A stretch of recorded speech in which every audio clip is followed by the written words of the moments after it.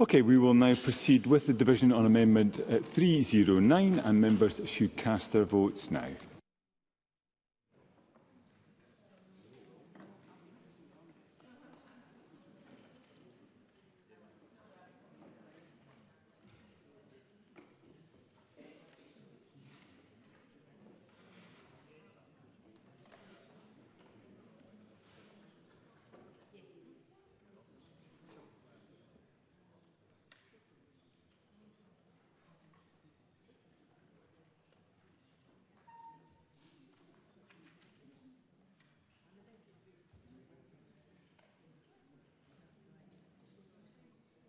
And the vote is now closed. Point of order, Neil Gray. I would have voted no. Thank you, Mr Gray. I'll make sure that vote is recorded.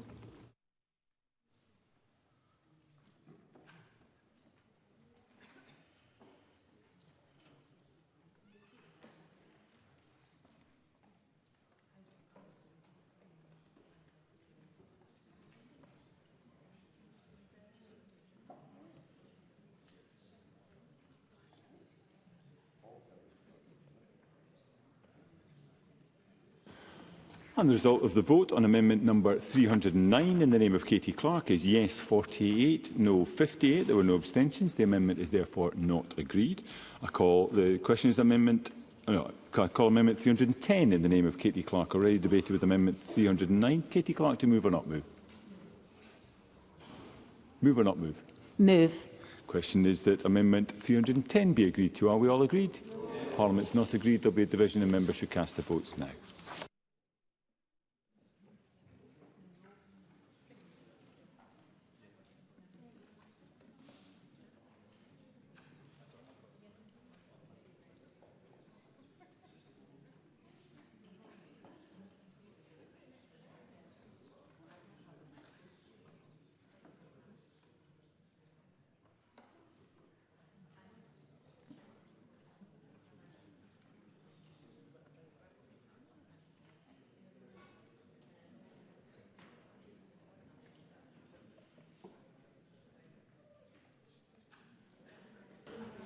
And the vote is now closed. Point of order, Angus Robertson.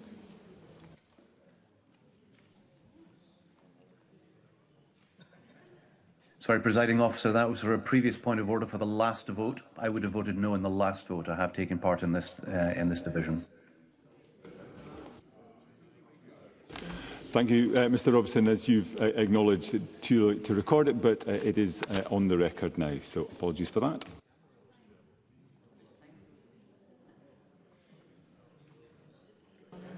Point of order, Natalie Dawn-Innes. Thank you, Presiding Officer. I would have voted no. Thank you, Ms Dawn-Innes. I'll make sure that is recorded.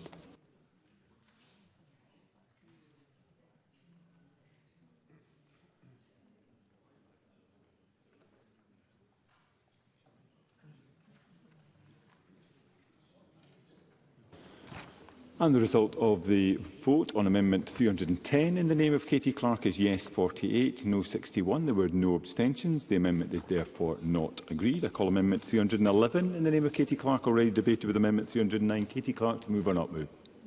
Question is that Amendment 311 be agreed to. Are we all agreed? Yes. Parliament's not agreed. There will be a division and members should cast their votes now.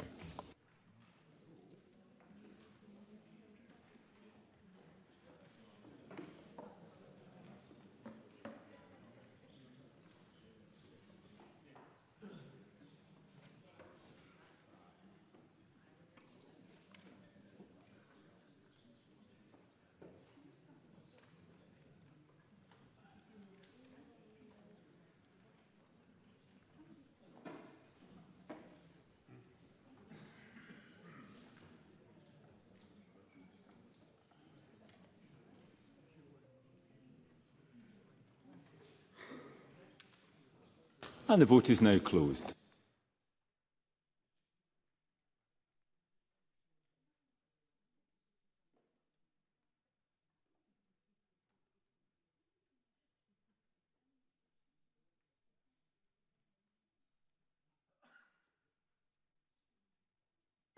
And the result of the vote on Amendment 311 in the name of Katie Clark is yes 49, no 61. There were no abstentions. The amendment is therefore not agreed. Call Amendment 107 in the name of Jeremy Balfour. Already debated with Amendment 306. Jeremy Balfour, to move or not move? Move. Question is that Amendment 107 be agreed to. Are we all agreed? Yes. Parliament's not agreed. There will be a division and members should cast their votes now.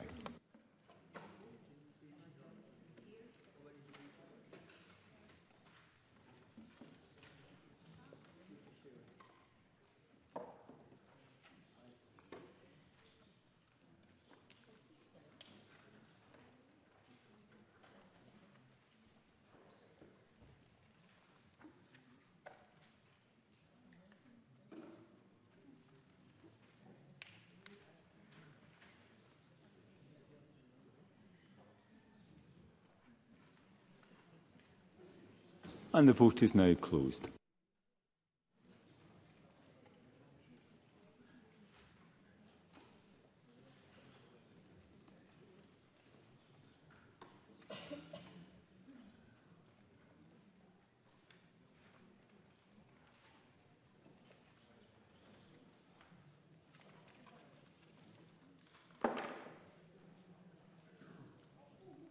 And the result of the vote on Amendment 107 in the name of Jeremy Balfour is yes 47, no 61. There were no abstentions. The amendment is therefore not agreed. I call Amendment 312 in the name of Katie Clark.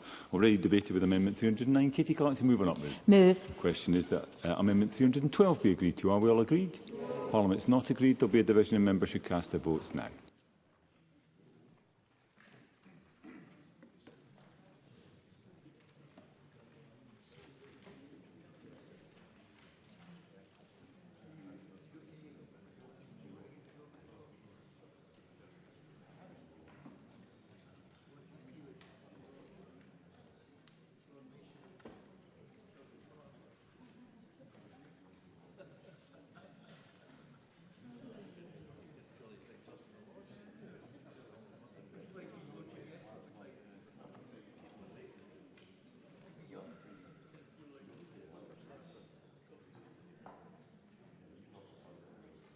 The vote is now closed.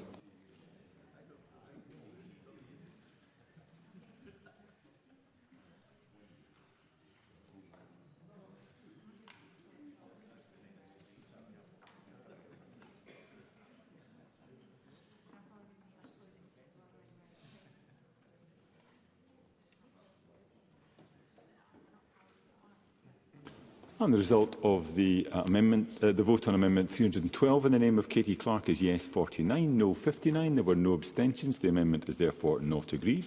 Call Amendment 108 in the name of Jeremy Balfour. Already debated with Amendment 306. Jeremy Balfour, to move or not move? Not move. That is not moved. I call Amendment 313 in the name of Sarah Boyack. Already debated with Amendment 306. Mark Griffin, to move or not move? Question is that Amendment 313 be agreed to. Are we all agreed? Yes. Parliament's not agreed. There will be a division and members should cast their vote now.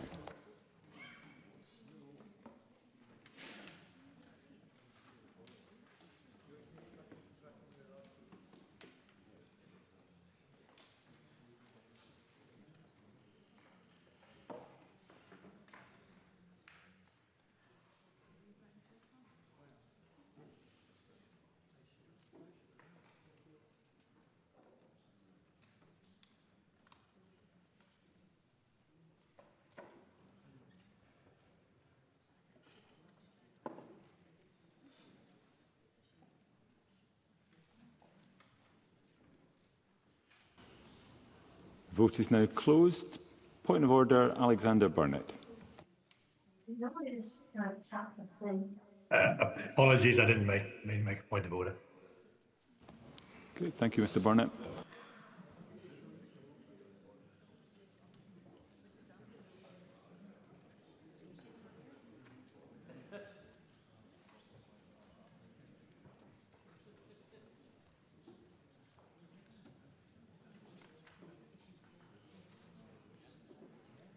And the result of the vote on Amendment 313.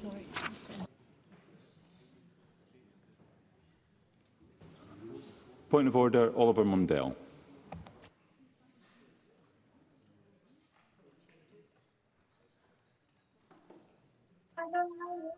Point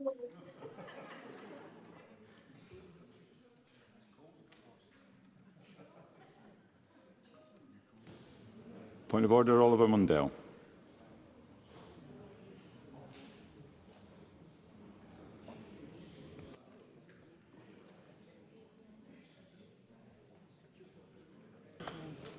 Okay, we are unable to hear that, and therefore we will proceed. The result of the vote on amendment number 313 in the name of Sarah Boyack is yes 47, no 63. There were no abstentions. The amendment is therefore not agreed. I call amendment 314 in the name of Eleanor Whittam, already debated with amendment 306. Eleanor Whittam to move or not move?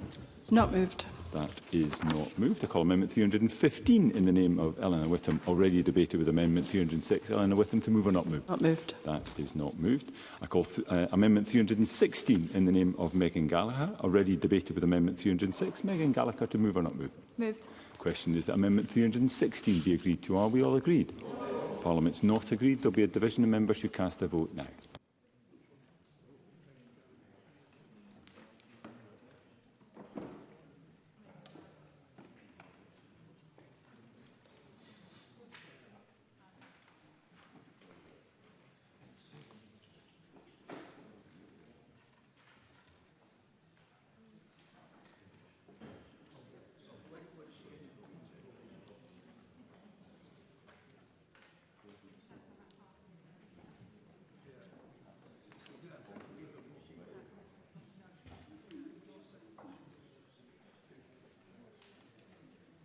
The vote is now closed.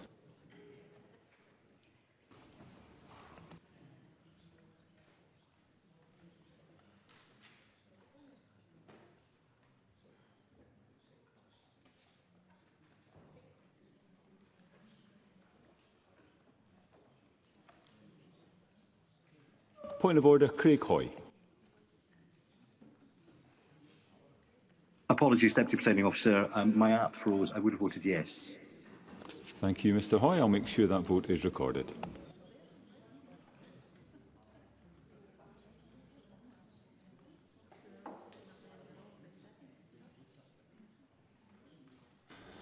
And the result of the vote on amendment 316 in the name of Megan Gallagher is yes 49, no 60. There were no abstentions. The amendment is therefore not agreed.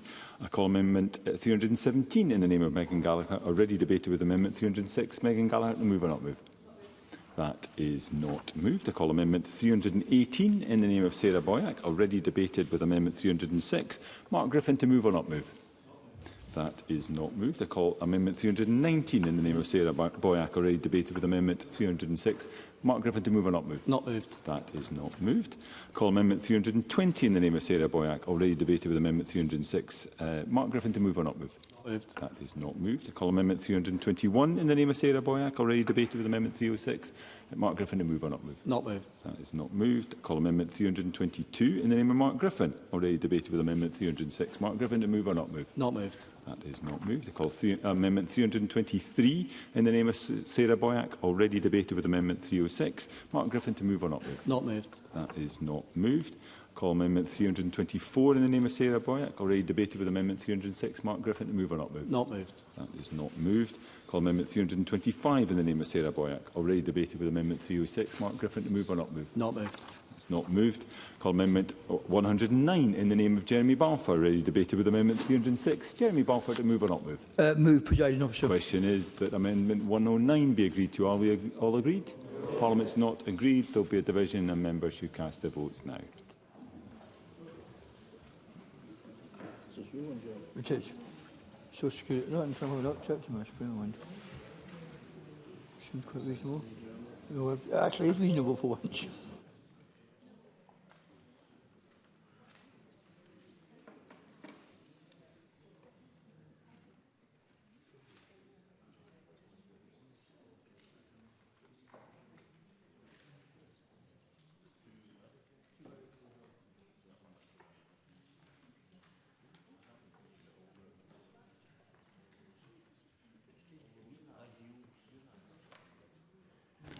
And the vote is now closed.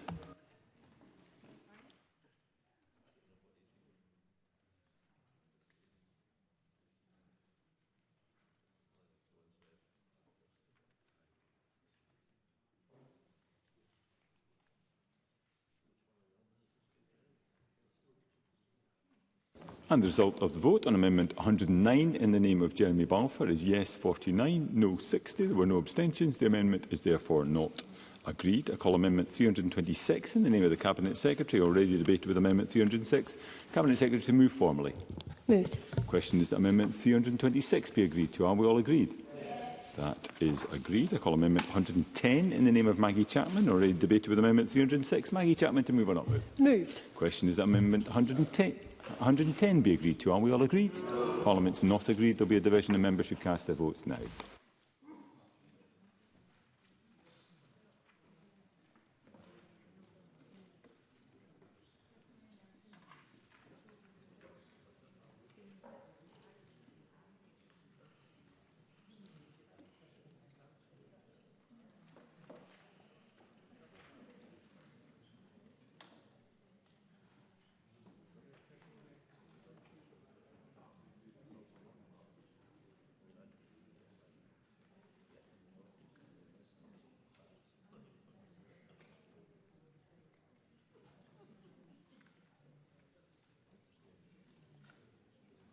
The vote is now closed.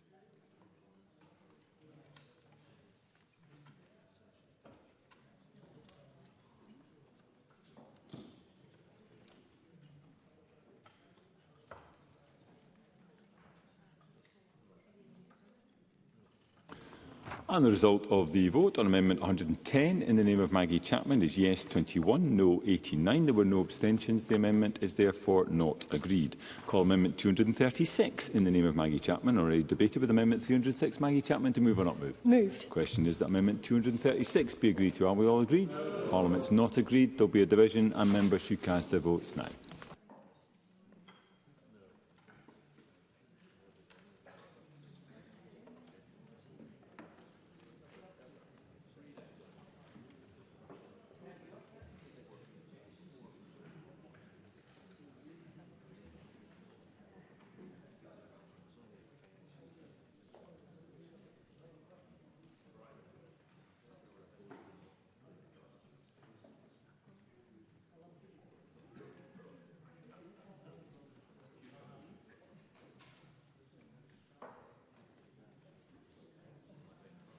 And the vote is now closed.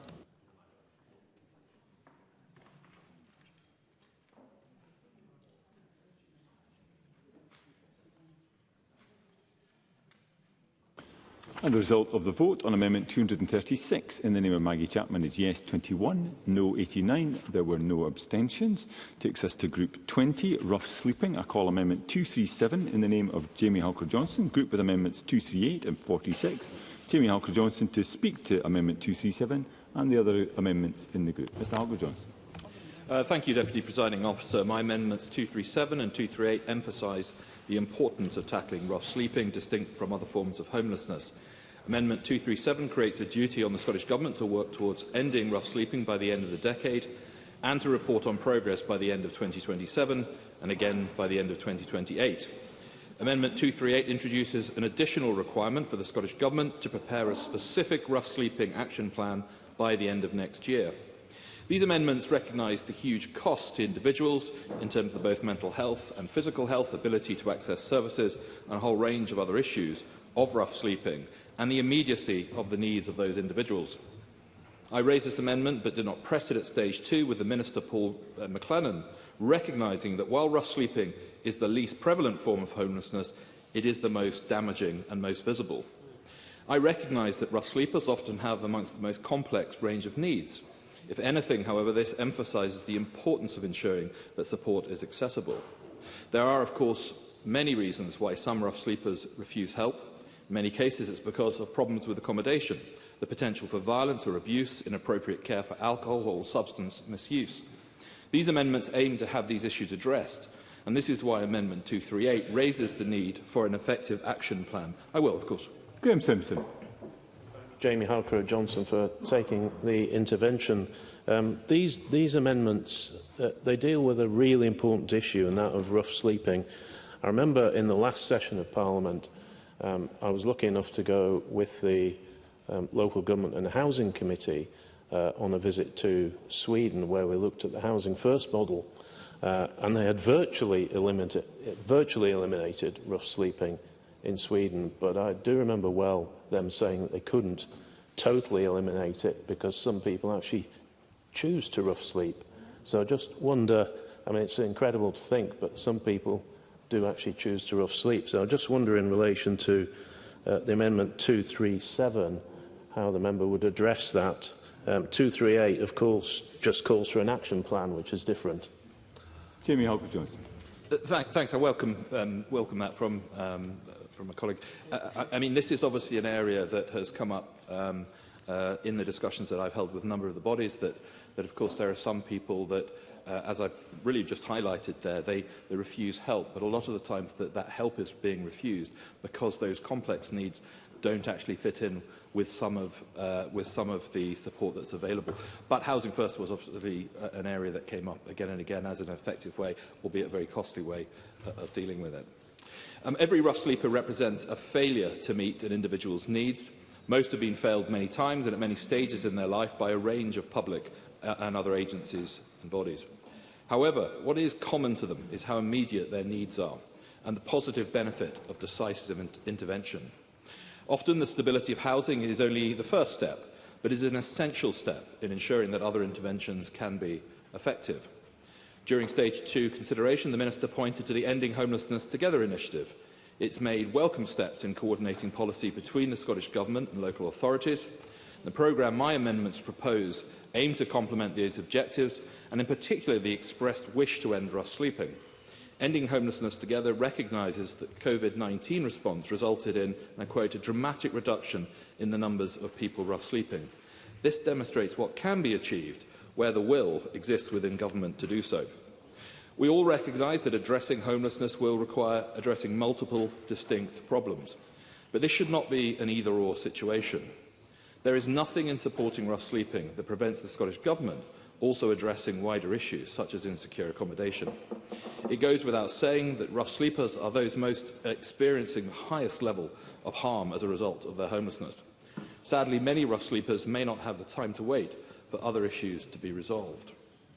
One area of frustration is the lack of clear statistics maintained by the Scottish Government on rough sleeping, and we're often left reliant on charity counts which can fail to fully identify the hidden side of rough sleeping.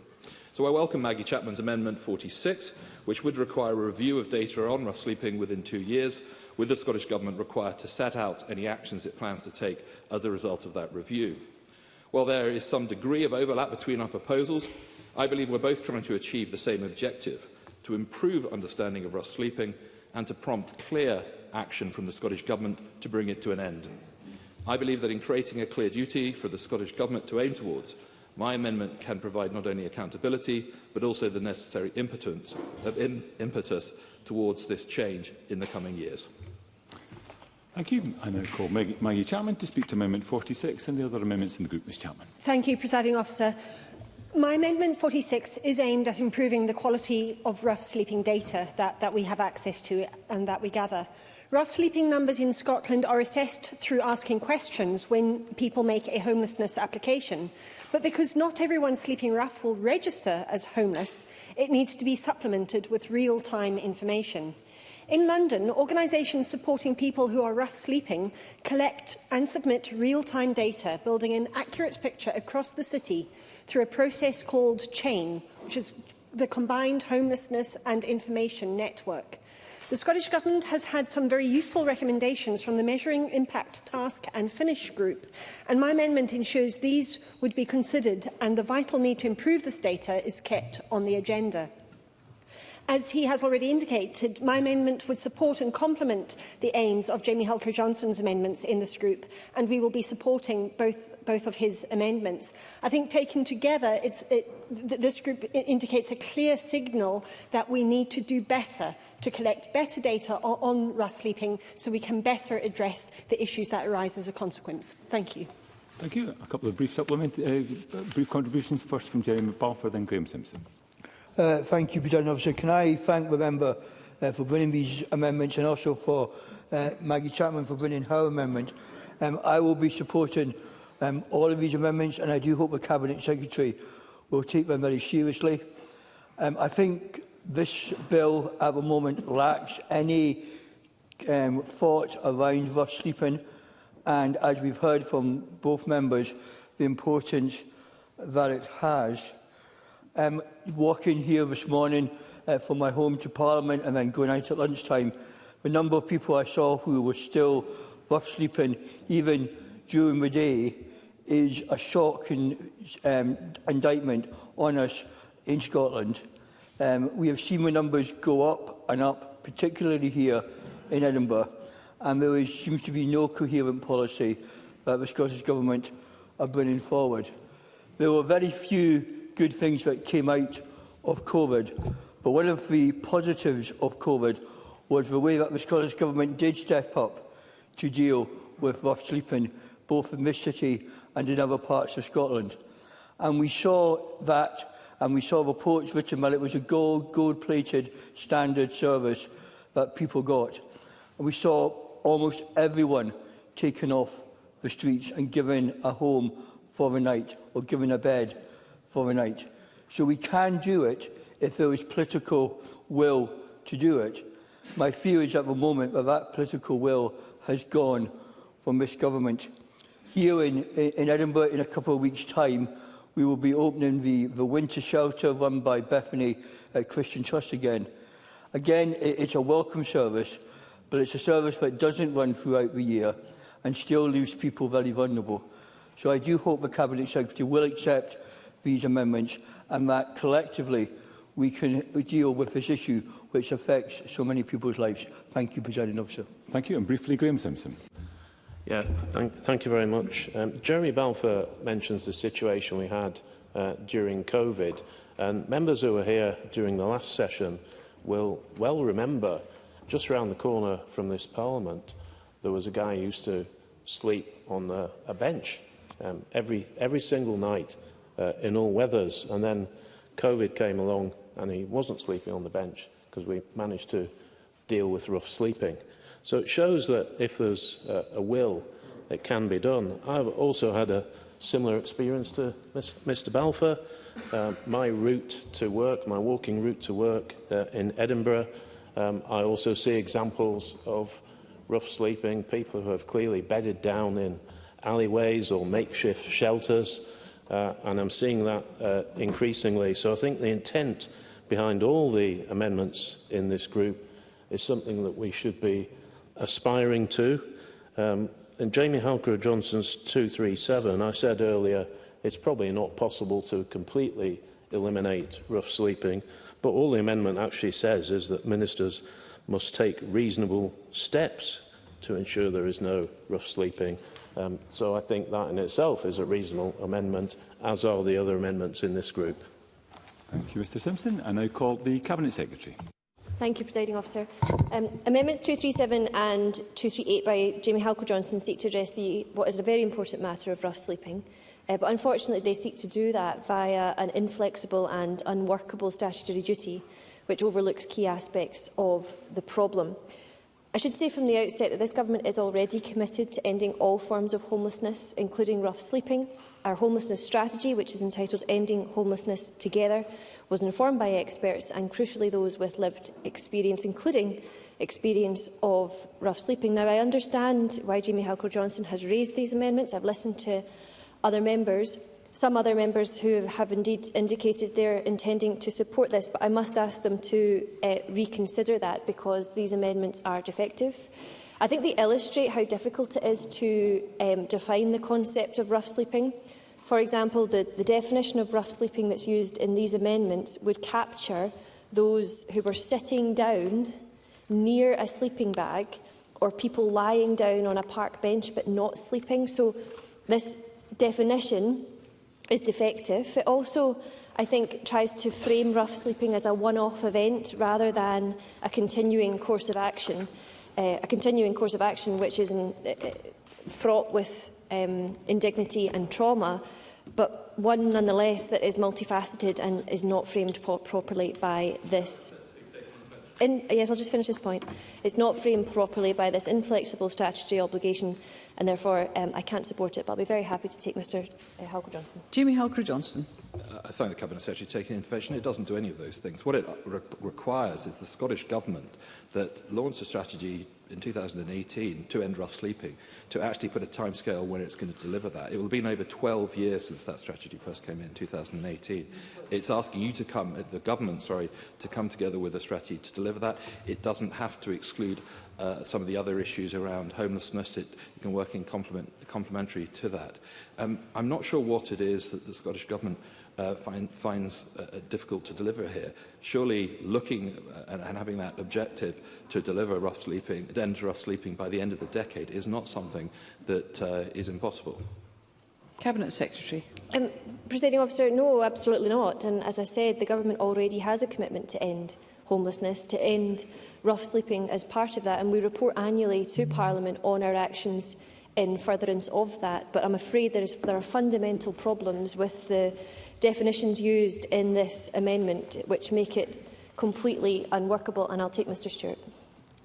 Kevin Stewart. Thank you, Presiding Officer. And I thank the Cabinet Secretary for giving way. And I think the Government has done a huge amount of work in terms of the Ending Homelessness Together action plan. And I'd like to thank all of the folk who were involved in that previously, including John Sparks, the former Chair of Crisis. I think we all want to end rough sleeping. I think there are complexities, but I think members have to recognise that sometimes amendments are not legally possible.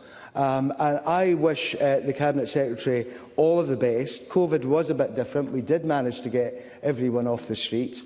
I hope that we can have concerted effort again, but that takes cooperation from local authorities too. I wonder, though, if the Cabinet Secretary could agree to continue to look at data. Ms Whittam and I have been having a discussion here around about Chain. Chain failed in certain places. I think it's maybe time that we should revisit that, but not necessarily via amendment in legislation, but through common sense. Cabinet Secretary. I thank Mr Stewart for his comments and the experience that he brings to bear on this, which is considerable. It's also worth pointing out, let's remember what another part of this legislation does in implementing Ask and Act, which has been hailed by those with experience of homelessness as having the capacity to change a life and being really significant in that regard. So I'm afraid, as Mr Stewart puts it, this amendment is unworkable and I can't support it. He mentions data, which of course is part of it speaks to Maggie Chapman's Amendment 46 on carrying out a review of rough sleeping data. I should say that local authorities already collect data on the experiences of rough sleeping for households who make a homelessness application. This information is published twice a year by the Scottish Government, and we are already conducting a review of our homelessness data collections, including data on rough sleeping. So for the time being, this amendment would not add anything to that process, and I should be grateful if members would support that review to continue. Thanks. Thank you, Cabinet Secretary. Members will note that we have passed the agreed time limit for the debate on this group to finish. I exercise my power under Rule 9.8.4a(c) to allow debate on this group to continue beyond the limit in order to avoid the debate being unreasonably curtailed. And I now call on Jamie Halker-Johnston to wind up and press or withdraw Amendment 237. Thank you, Presiding Officer. Breaches on the legal obligation to provide accommodation are increasing. The number of rough sleepers, those that we know of, is increasing. Last winter was bad, especially in Glasgow, but there are warnings that this year will be worse. I hope we all recognise that until there is no one forced to sleep on our streets or in our parks, not enough is being done. My amendments are not calling for the impossible. They simply place a duty on the next Scottish Government to take reasonable steps to ensure that by the 31st of December 2029, there is no rough sleeping in Scotland, and that ministers must produce an action plan by the end of next year on how they will achieve that. I would ask all members in this Parliament on all benches, before they vote on my amendments, what is it in those amendments that they object to? And if we're not to vote today, to hold the next government to a deliverable target and a realistic timetable, one that only requires a real, steadfast commitment to act from ministers, when does this Parliament think we should be ending rough sleeping by? If not now, when? How many more years will Compassionate Scotland leave vulnerable people sleeping on our streets? I press the amendments. Thank you, Mr Halker-Johnston. The question is that Amendment 237 be agreed to. Are we all agreed? Yes. The Parliament is not agreed. There will be a division and members should cast their votes now.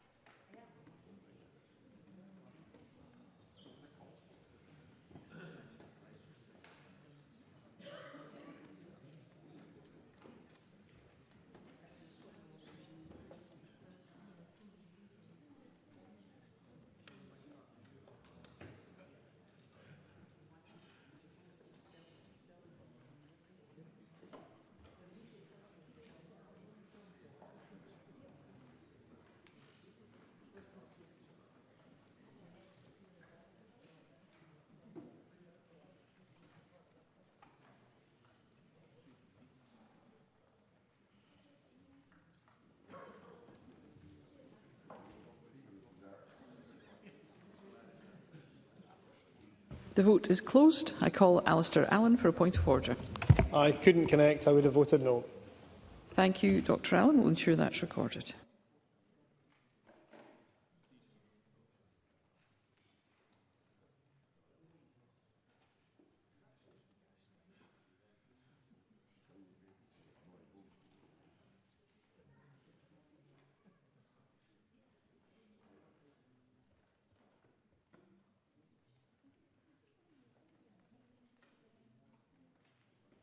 The result of the vote on amendment number 237 in the name of Jamie Halcrow-Johnston is yes 47, no 63. There were no abstentions. The amendment is therefore not agreed.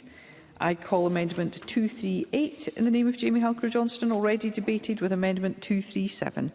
Jamie Halcrow-Johnston, to move or not move? Move. Thank you. The question is that amendment 238 be agreed to. Are we all agreed? The Parliament is not agreed. There will be a division and members should cast their votes now.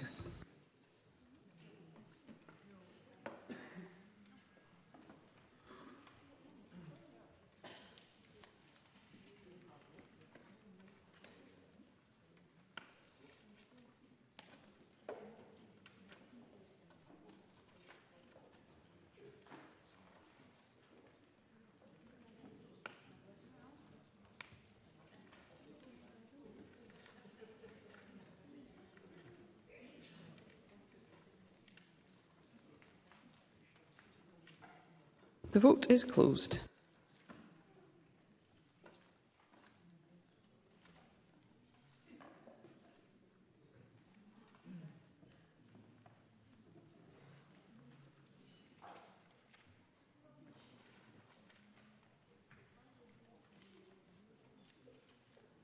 The result of the vote on amendment number 238 in the name of Jamie Halcrow-Johnston is yes 47, no 63. There were no abstentions. The amendment is therefore not agreed. I call amendment 239 in the name of Graham Simpson, already debated with amendment 123. Graham Simpson, to move or not move? Moved. Thank you. The question is that amendment 239 be agreed to. Are we all agreed? The Parliament is not agreed. There will be a division and members should cast their votes now.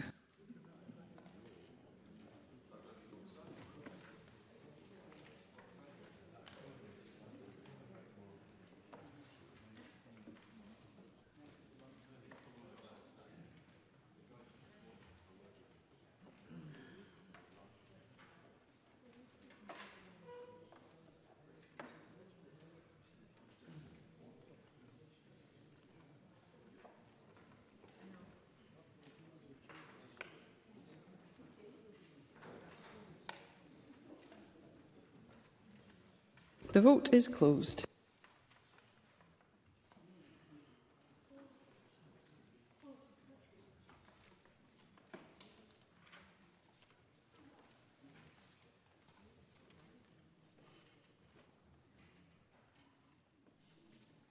The result of the vote on amendment number 239 in the name of Graham Simpson is yes 23, no 86. There were no abstentions. The amendment is therefore not agreed.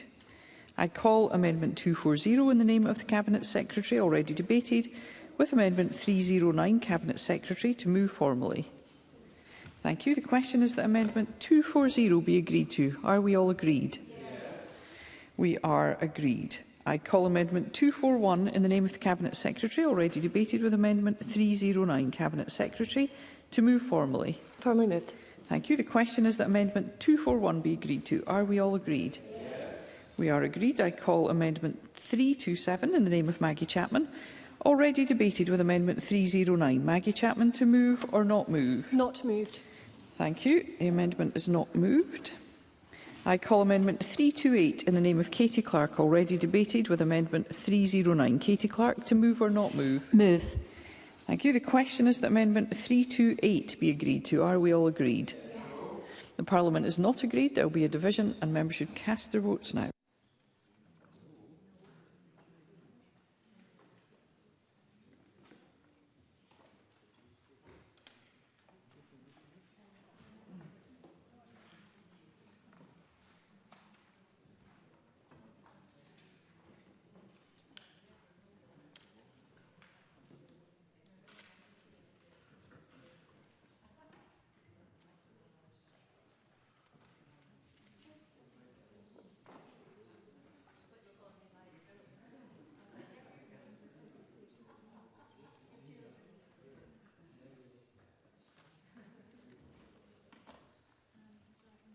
The vote is closed.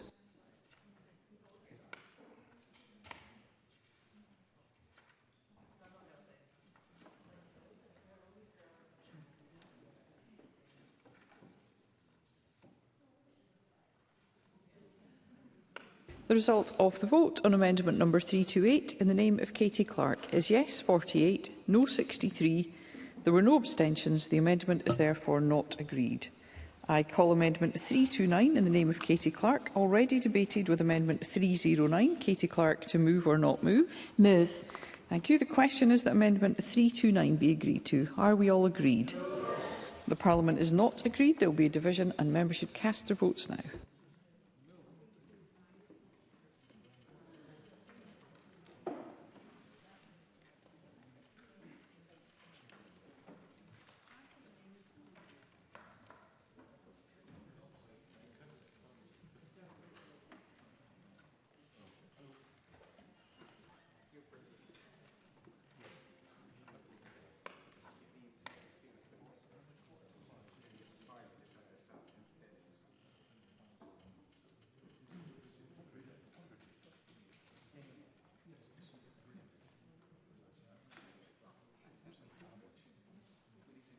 The vote is closed.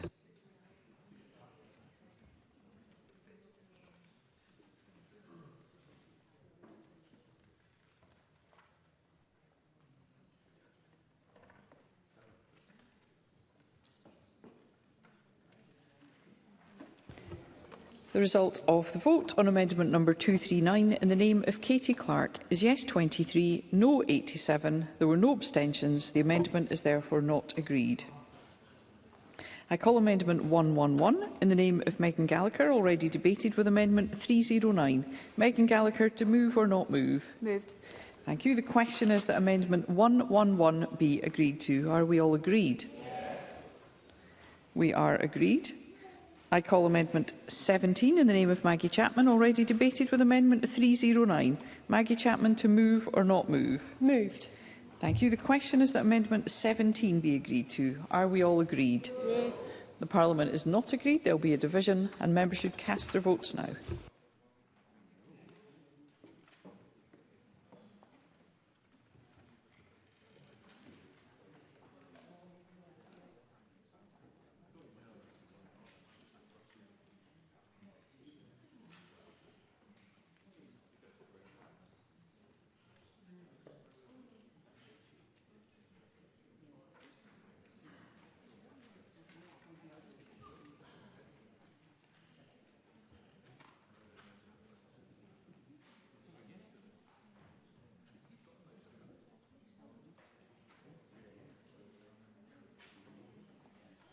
The vote is closed.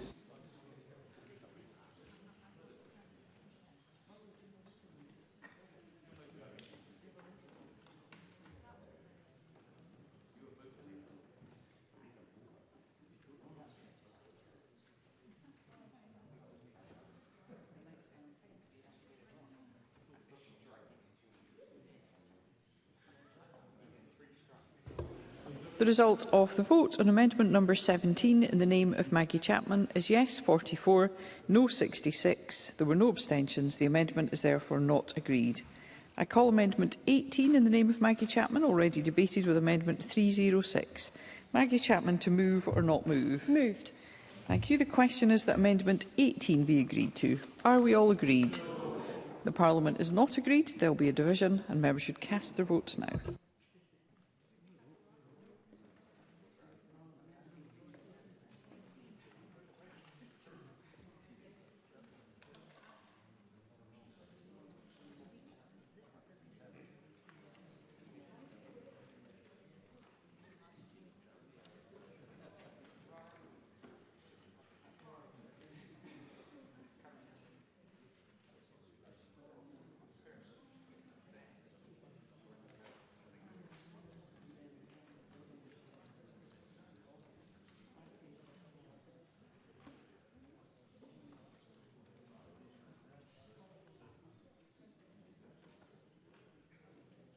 The vote is closed.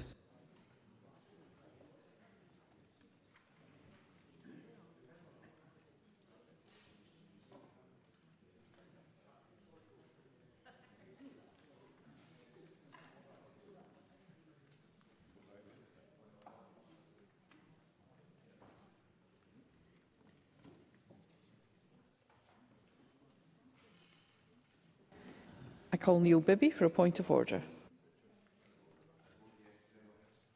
Can I have Mr Bibby's microphone? Thank you.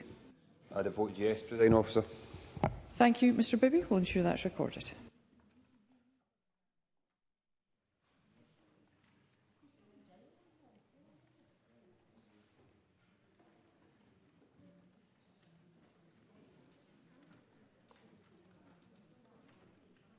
The result of the vote on amendment number 18 in the name of Maggie Chapman is yes 20, no 91. There were no abstentions. The amendment is therefore not agreed. I call amendment 332 in the name of Maggie Chapman, already debated with amendment 306. Maggie Chapman, to move or not move? Moved. Thank you. The question is that amendment 332 be agreed to. Are we all agreed? The Parliament is not agreed. There will be a division and members should cast their votes now.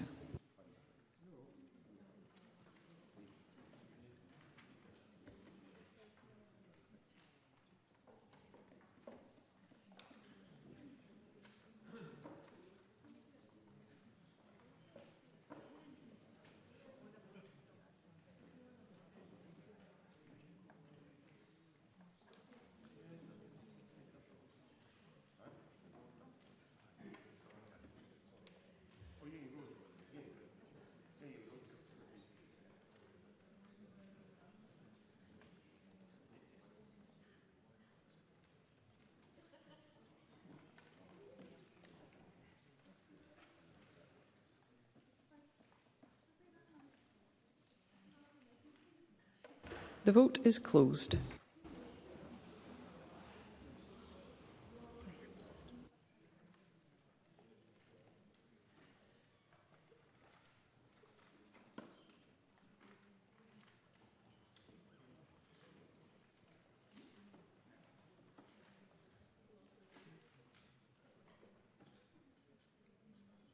The result of the vote on amendment number 332 in the name of Maggie Chapman is yes 20, no 91.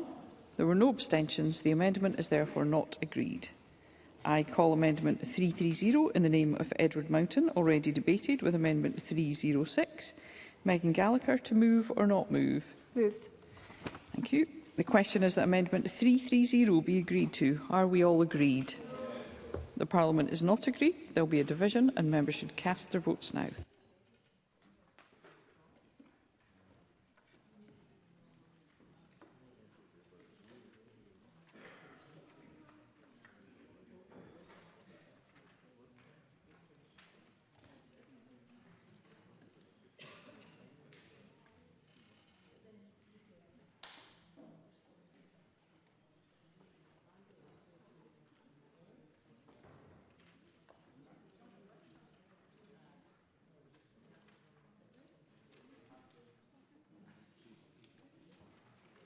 The vote is closed.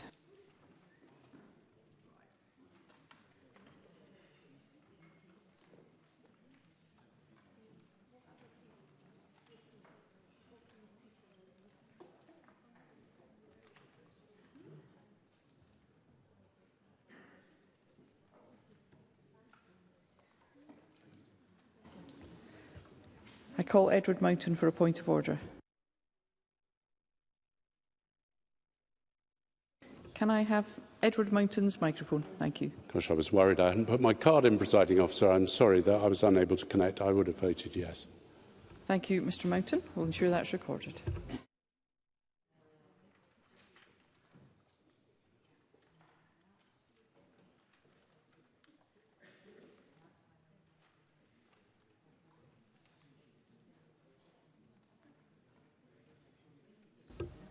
The result of the vote on amendment number 330 in the name of Edward Mountain is yes 48, no 63. There were no abstentions. The amendment is therefore not agreed. I call amendment 331 in the name of Mark Griffin, already debated with amendment 306. Mark Griffin, to move or not move? Moved. The question is that amendment 331 be agreed to. Are we all agreed? The Parliament is not agreed. There will be a division and members should cast their votes now.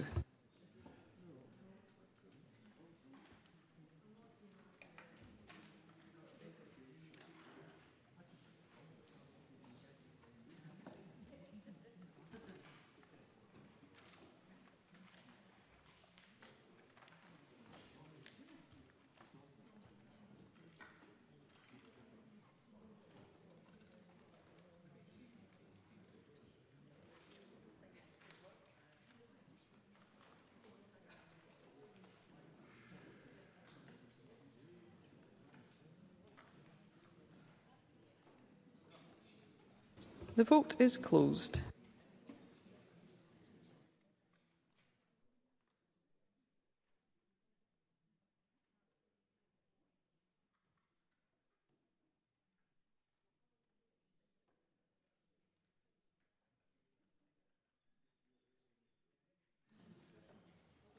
The result of the vote on amendment number 331 in the name of Mark Griffin is yes 46, no 64. There were no abstentions. The amendment is therefore not agreed.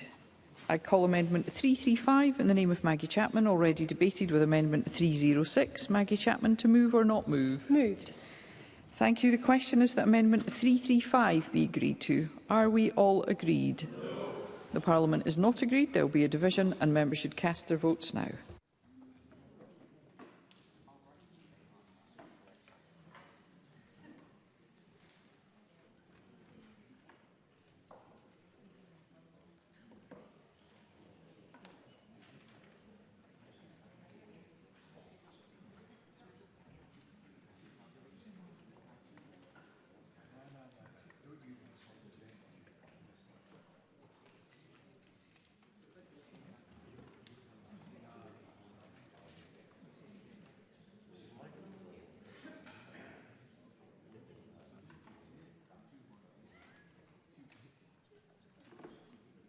The vote is closed.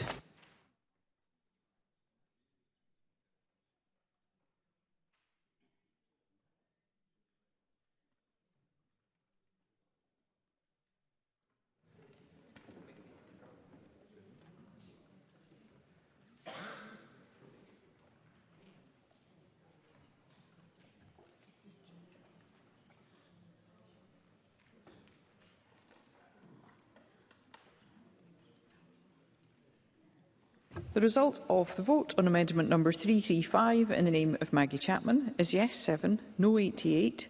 There were 13 abstentions. The amendment is therefore not agreed.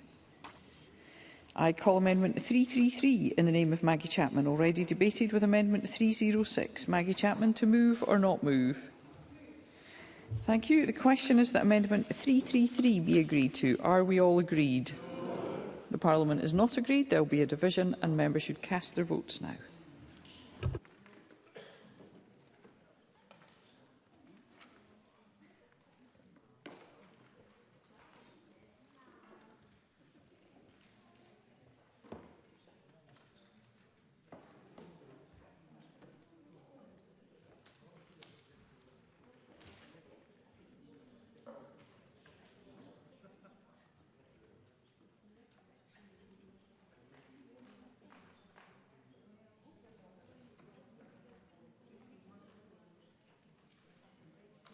The vote is closed. I call Craig Hoy for a point of order.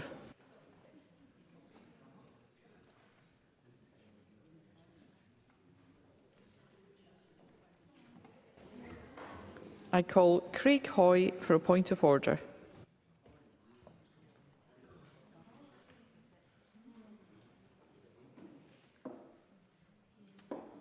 Apologies, President Officer. I'm perhaps freezing. I would have voted no. Thank you, Mr Hoy. Will ensure that's recorded.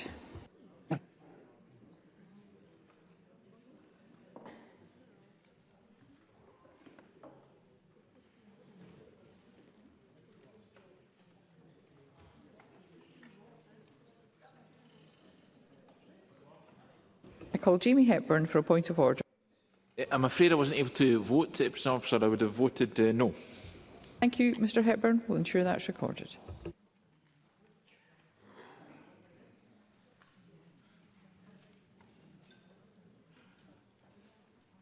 The result of the vote on amendment number 333 in the name of Maggie Chapman is yes 10, no 85. There were 13 abstentions.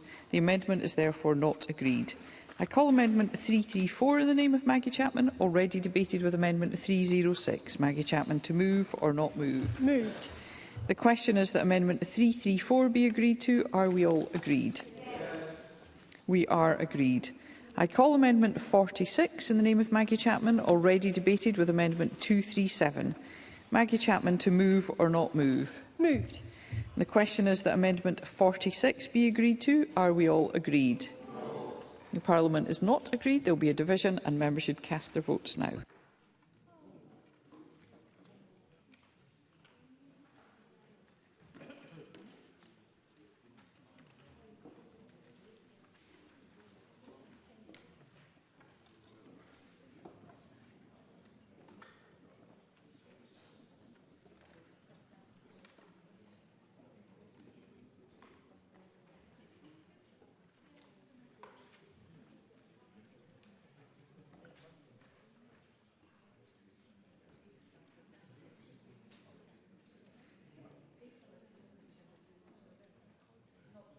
The vote is closed.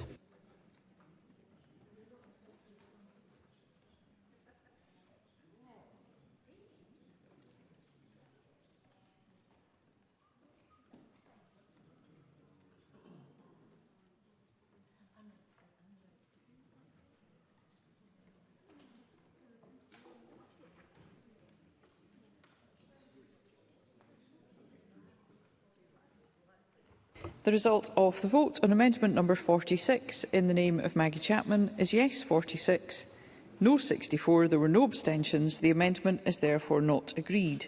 And we move to Group 21, Mobile Homes.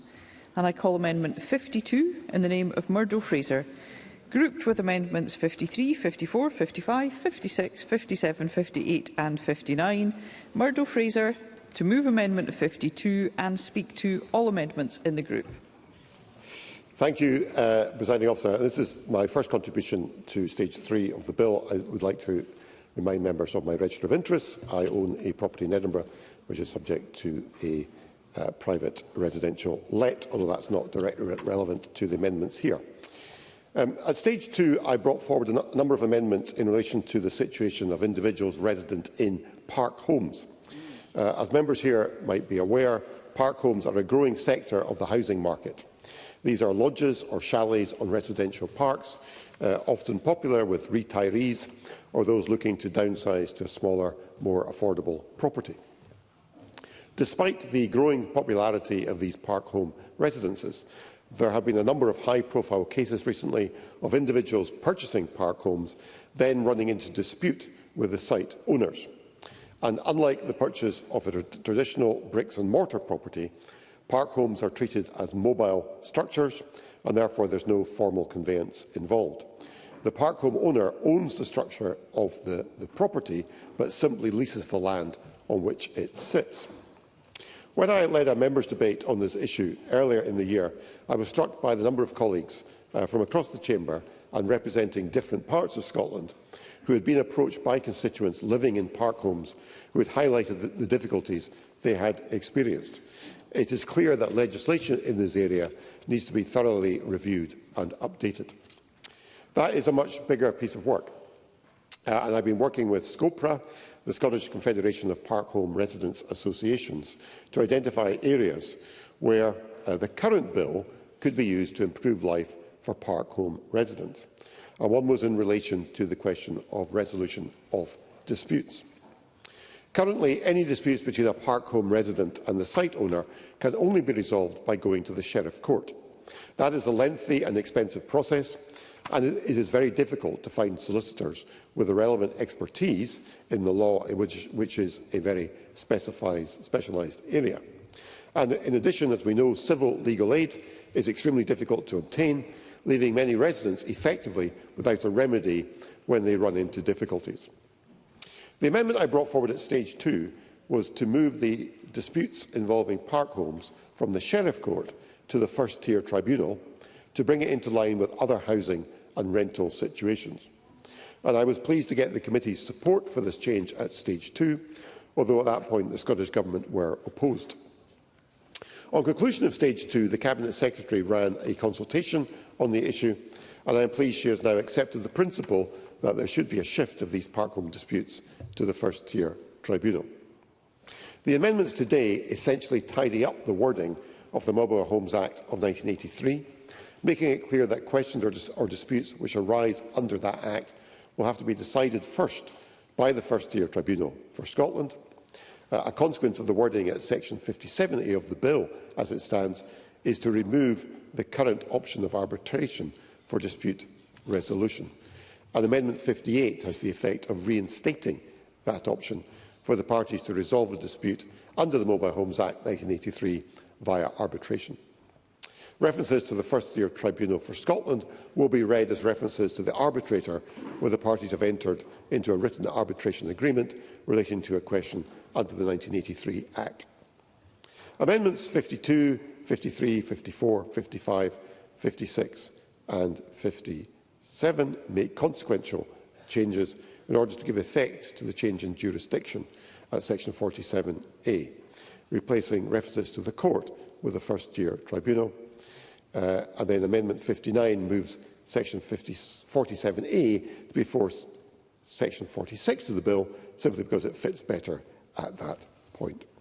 So can I just close, Presiding Officer, by putting on record my thanks to the Cabinet Secretary for the very positive engagement I've had with her and her officials around these matters, and also record my thanks in particular to Gordon and Vicky Morrison of Scopra for all the work they have done in supporting these amendments. And I am very pleased to move Amendment 52. Thank you, Mr Fraser. I call the Cabinet Secretary. Presiding Officer, the Government is committed to supporting the rights of residents of mobile homes and to ensuring that they have appropriate access to justice, and I welcome Mr Fraser's amendments 52 to 59. Scottish Government officials have sought views from stakeholders and they have reviewed existing powers to ensure that we can provide a range of situations and implementation, and like Mr Fraser, I should like to thank Scopra for highlighting this issue and for their support in the development of it. Because of all this, I am confident in supporting Mr Fraser's amendments, and in particular I welcome the reinstatement of the option of arbitration for resolving disputes where this is agreed by both parties. Thank you, and I call Murdo Fraser to wind up and press or withdraw Amendment 52. Thank you, Presiding Officer. The only matter I would raise in winding up is clearly this will put an additional burden on the first-tier tribunal, and I hope that the Scottish Government will look at adequately resourcing it to ensure we do not have excessive delays in resolving these disputes. And with that, I'll press Amendment 52. Thank you. The question is that Amendment 52 be agreed to. Are we all agreed? I call amendments, we are agreed, and I call amendments 53, 54, 55, 56, 57, 58 and 59, all in the name of Murdo Fraser and all previously debated with Amendment 52. I invite Murdo Fraser to move amendments 53 to 59 en bloc. Moved en bloc. Thank you. Does any member object to a single question being put on amendments 53 to 59?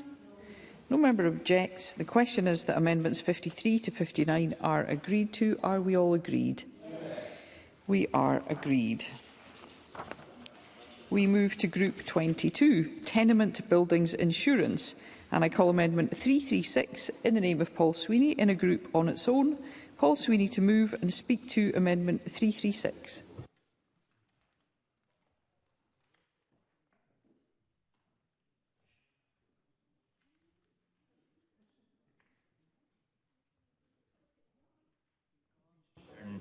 That a structural failure in their tenement building might result in the Council's building control officers evacuating them from their homes at a moment's notice. For several, indeed, that has already happened with devastating personal consequences. It's clear to me that Glasgow, certainly in other places in Scotland, have a ticking time bomb when it comes to tenement maintenance. And if we don't get a grip of it soon, we will have an even bigger crisis on our hands. In July, a Category B listed tenement at the junction of Albert Drive and Kenmure Street in Pollokshields collapsed after 5 years of sitting derelict since a fire in the roof, leaving residents permanently homeless, but perversely still paying for a mortgage on a home that no longer exists. Others in neighbouring closes were evacuated by Glasgow City Council building control officers and are still in limbo.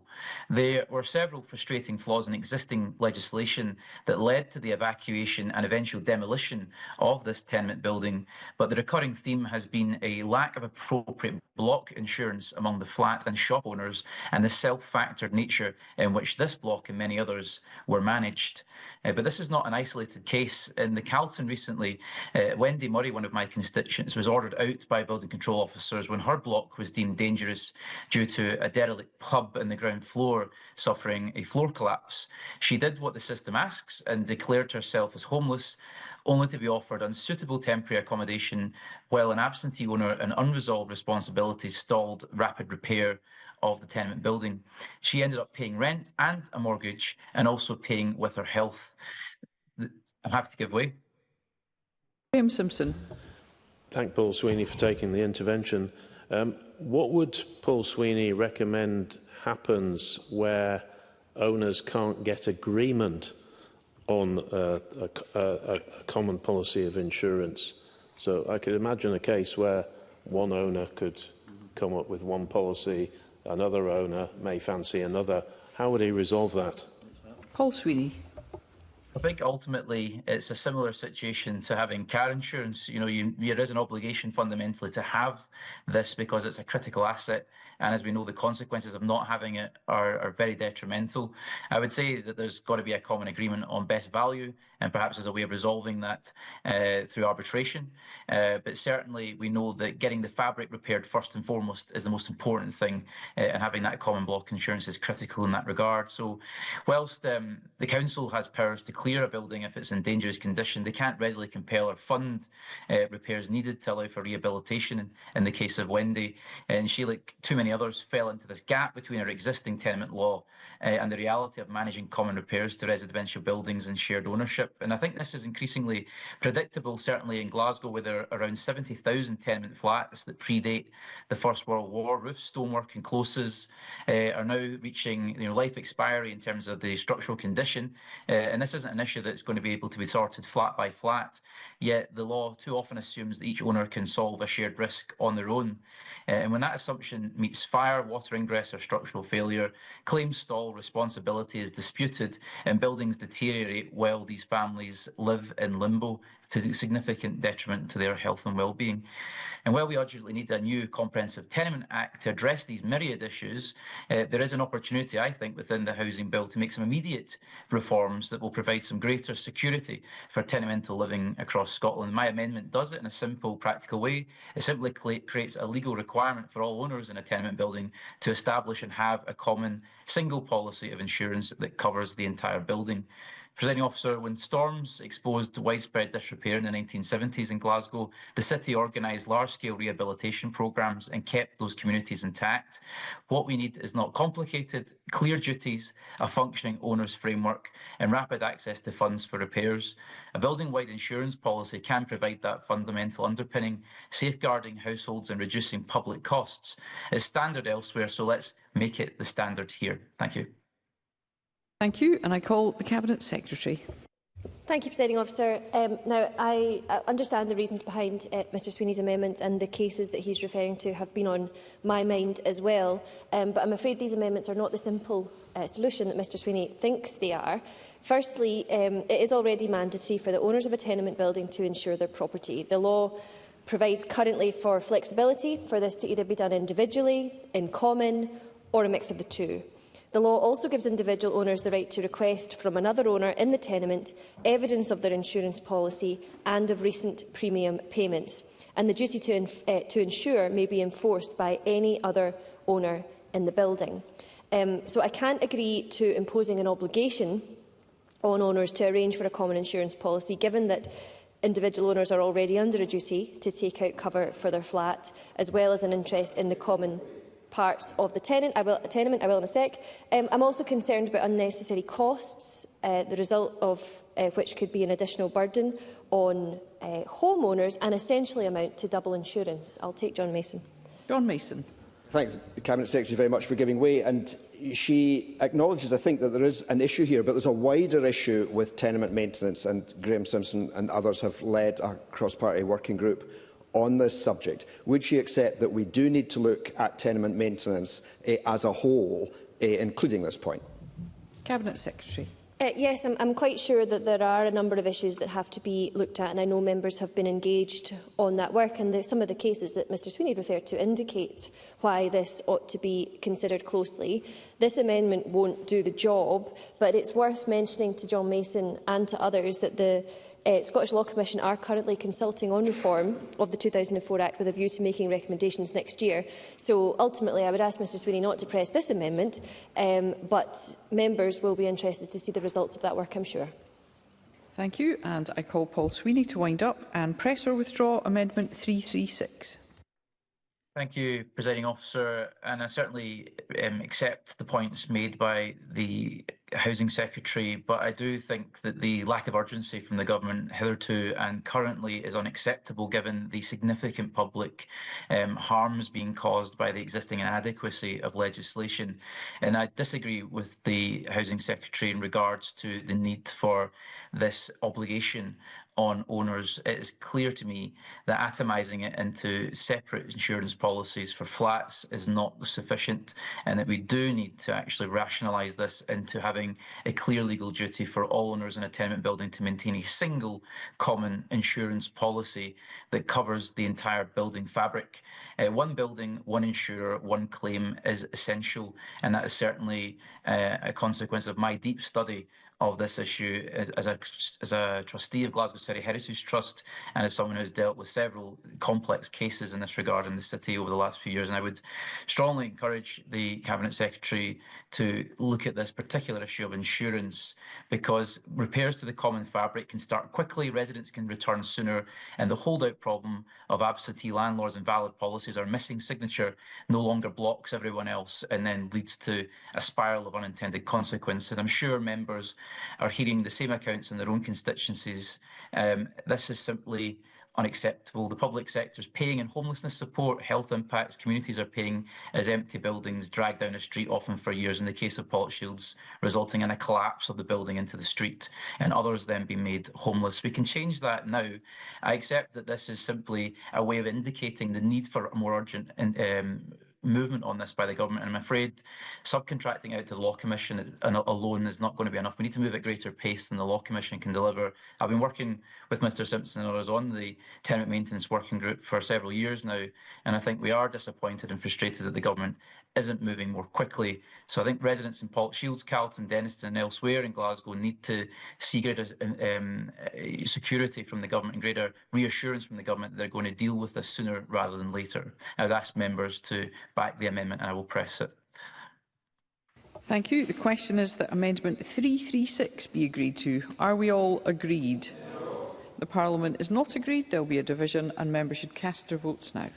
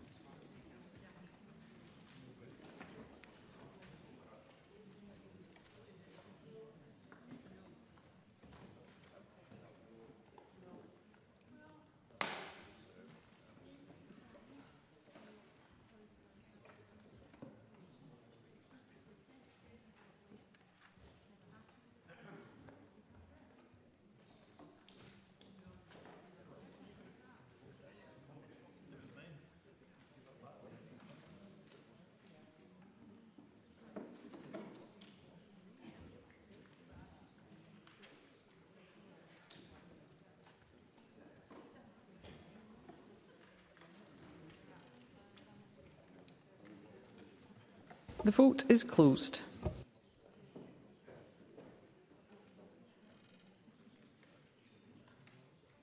I call Kenneth Gibson for a point of order. The officer would have voted no. Thank you, Mr Gibson. We'll ensure that's recorded.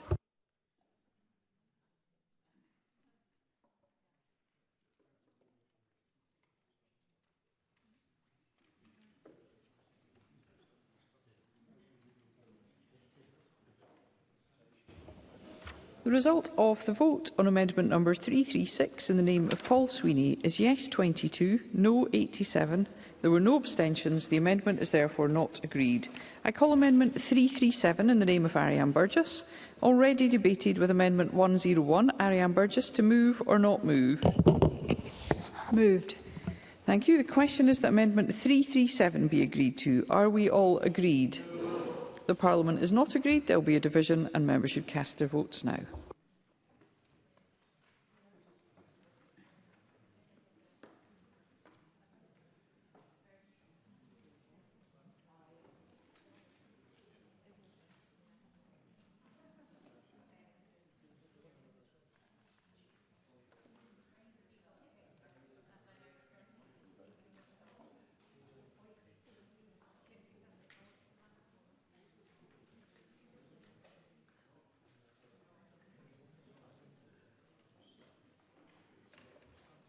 The vote is closed.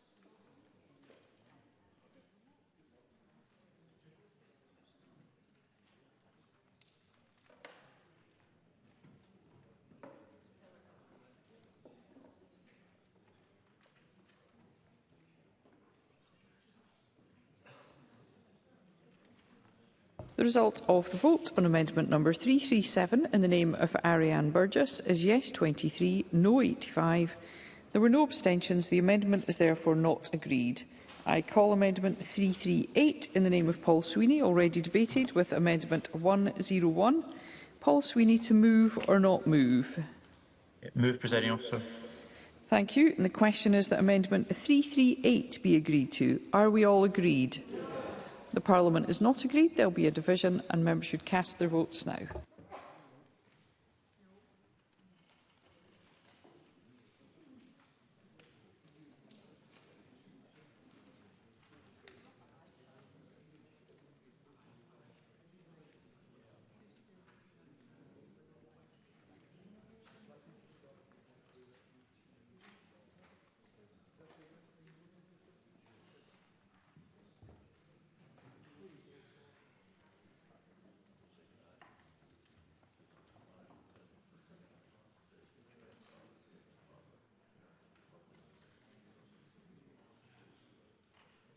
The vote is closed.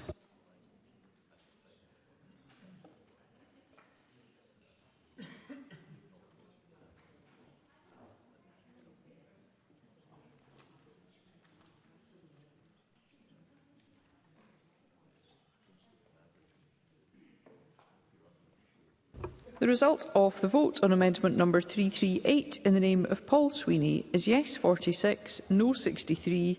There were no abstentions. The amendment is therefore not agreed.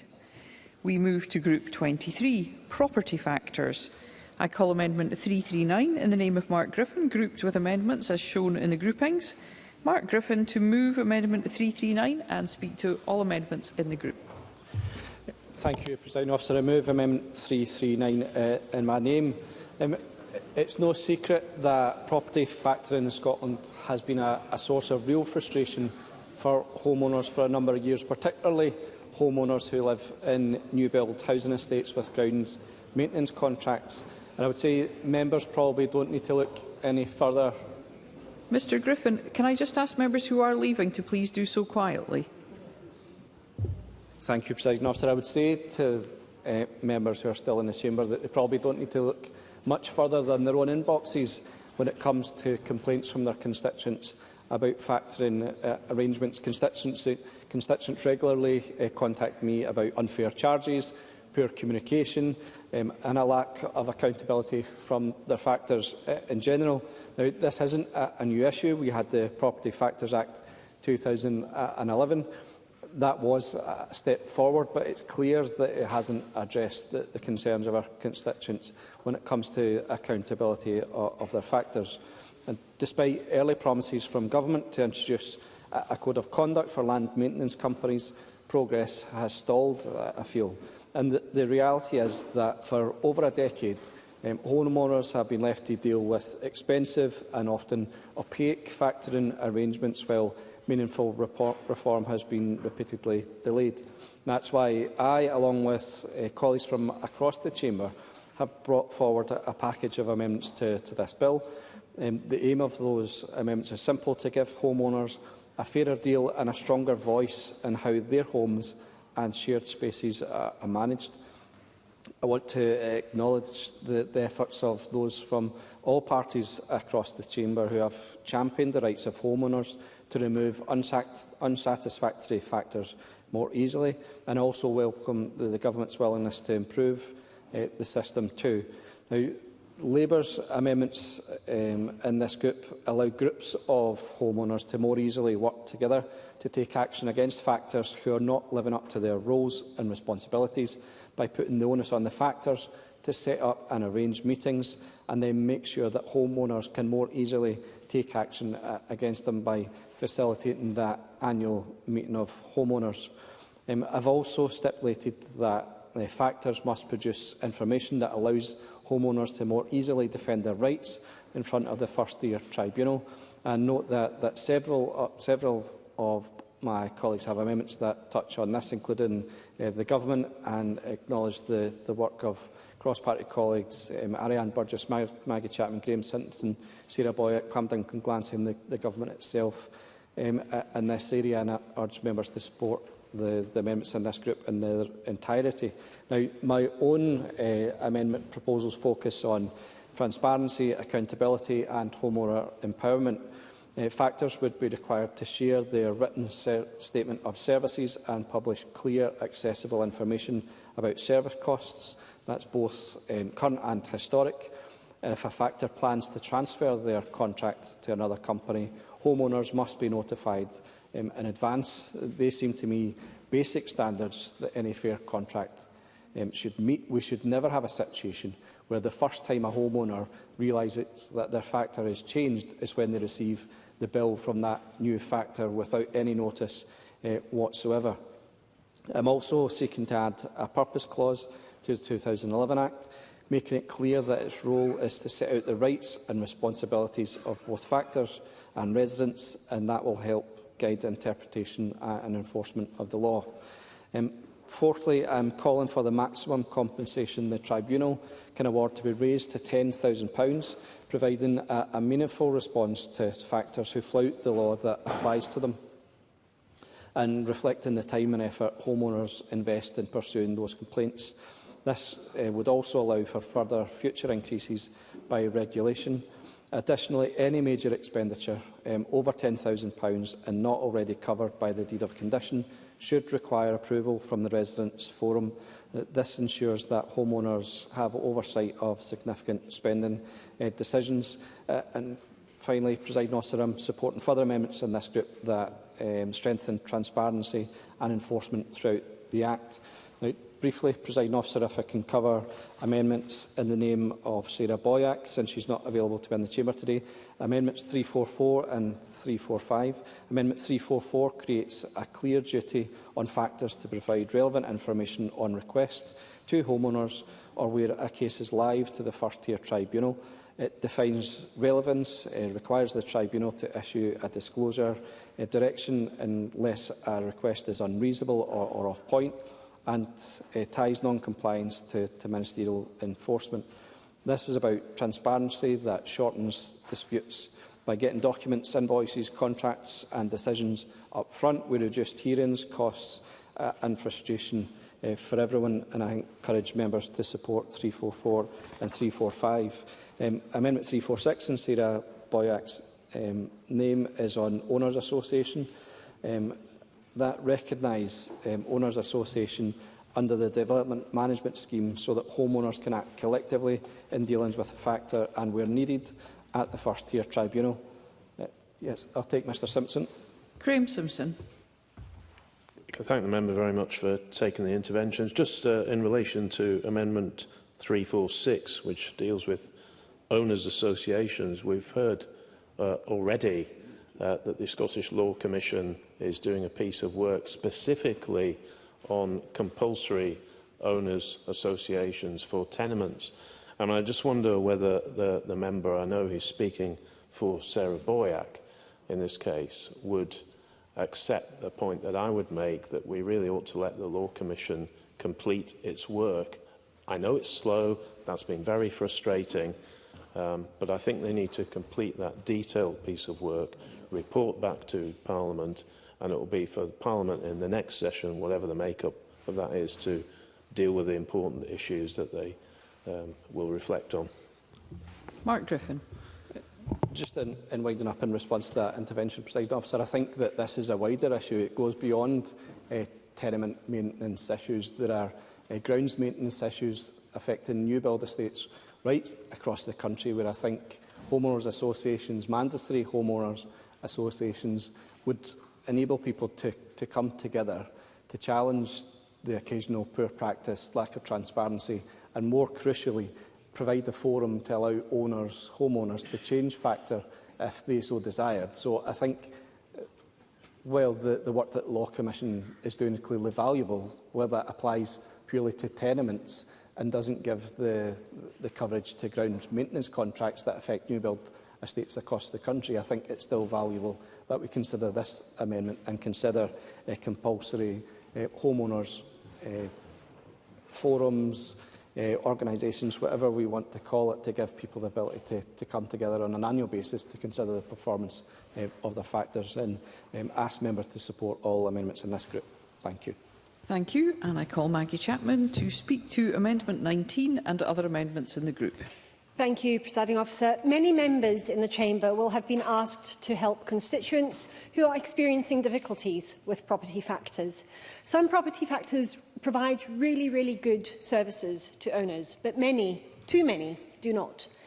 Since the Property Factors Act came into force, the number of complaints has grown, starting at 26 and reaching a record high of 338 in 2023. Some owners of factored properties complain that much-needed repairs are not done, or they delayed, or they carried out to a poor standard, or they are overcharged for. Approximately 710,000 Scottish properties, about a quarter of all homes, are managed by almost 400 property factors and letting companies. Those figures will only grow as we build much-needed new blocks and estates. And when owners want to change factors, it can be very difficult, as Mark Griffin has already outlined, given the high thresholds needed. In larger developments, perhaps with many absentee owners, this can be especially difficult, and this means factors lack the incentives to improve, and owners are stuck with poor service. We do not tolerate this in other markets. It used to be much harder to switch energy providers, for instance, but energy customers now can switch much more easily if they are paying too much or not getting a good service. So we should do the same with property factors. At the moment, it is very complicated to dismiss or appoint a factor, with different thresholds applying to different developments. My Amendment 20 addresses this by requiring only a simple majority vote. Previous legislation has already lowered the threshold for some properties, so my amendment is not at all unprecedented.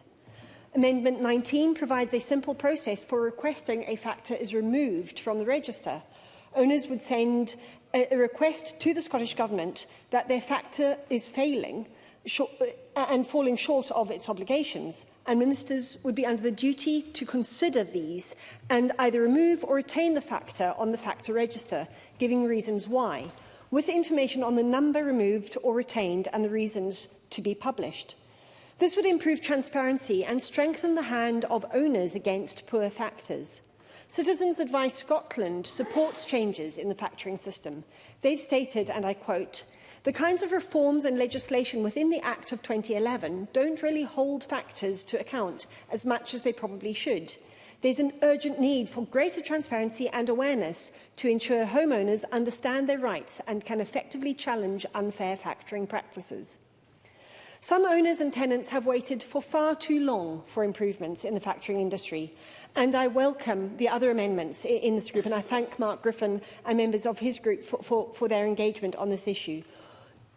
These amendments, taken together with mine, will improve the service that residents need, and I urge members to support my amendments in this group. Thank you. Thank you. I call Pam Duncan-Glancy to speak to Amendment 341 and other amendments in the group. Thank you, Presiding Officer. Amendment 341 would mean that, unless otherwise stated in the title deeds, a change of property factor may be approved by a majority of homeowners present at a residents' forum meeting. It would also mean that any decision to change a property factor would be considered binding on all homeowners. Under Section 28 of the Title Conditions Scotland Act 2003, a factor can be dismissed if more than half the owners agree. The difficulty with this, however, is that some owners may be less engaged or unresponsive to other residents who reach out to discuss concerns regarding their existing property factor. This amendment would address that and take a more collective approach, empowering residents to resolve any concerns around factors. I'm happy to take the intervention. Graham Simpson. Thank Pam Duncan-Glancy for taking the intervention. I think this is another really interesting amendment. But what it appears to do is it could, unless the title deeds state otherwise, allow a situation where there's a meeting of residents, very few people actually turn up. Let's say 6 out of 200, for example. And according to this amendment, a majority 4, in this case, could vote to change the factor. I'm sure Pam Duncan-Glancy isn't wanting that sort of situation. Would she accept that that would be, a bit ludicrous? Pam Duncan-Glancy. I thank the member for that intervention. And I have to say, I think some of the figures used probably are quite extreme, but I understand the point that Mr Simpson is trying to make. The alternative is that homeowners find themselves at a complete impasse because they cannot mobilise enough members to do anything at all about a factor who they consider not to be meeting the standards they would expect. So this would empower decisions to be taken in a much more convenient way and also, in some cases, quicker way, empowering residents to move things on and act in the interests of the building, but also in the interests of residents who live there. Residents' associations are and homeowners in them are a well-known mechanism for residents to come together, and often residents' associations have the backing of many, if not most, of the residents in the building. But attendance is not always, or membership is not always as it should be. This would address part of that problem in order to try and progress things where things could come unstuck. And from casework we all have, we know that there are serious issues around the dismissal of property factors. And that complexity, of course, has been recognised in previous action. And the amendments in the name of Mark Griffin and others in this group are essential to addressing some of these concerns. One specific concern, I think, that amendments that in Mark Griffin's name on maintenance landowners would address are concerns of constituents in Newton Farm and Cambuslang, who've said that they're having direct experience of a complex situation that the Justice Committee in 2013 raised, concluding that the government they did not need legislation to improve the circumstance, but in fact they'd simply update a voluntary code of conduct. However, this has still not been done in a number of years, and it is clear now that there is a case for legislation to do it. There was no mechanism by which they could hold their factor to account, and they questioned whether the factor was, of course, acting in accordance with the law or indeed the conduct. So amendments in this group all serve to try and resolve situations exactly like that. And so on that, I support the amendments in this group, and I move Press Amendment 341 in my name. Thank you. The Cabinet Secretary to speak to Amendment 243 and other amendments in the group.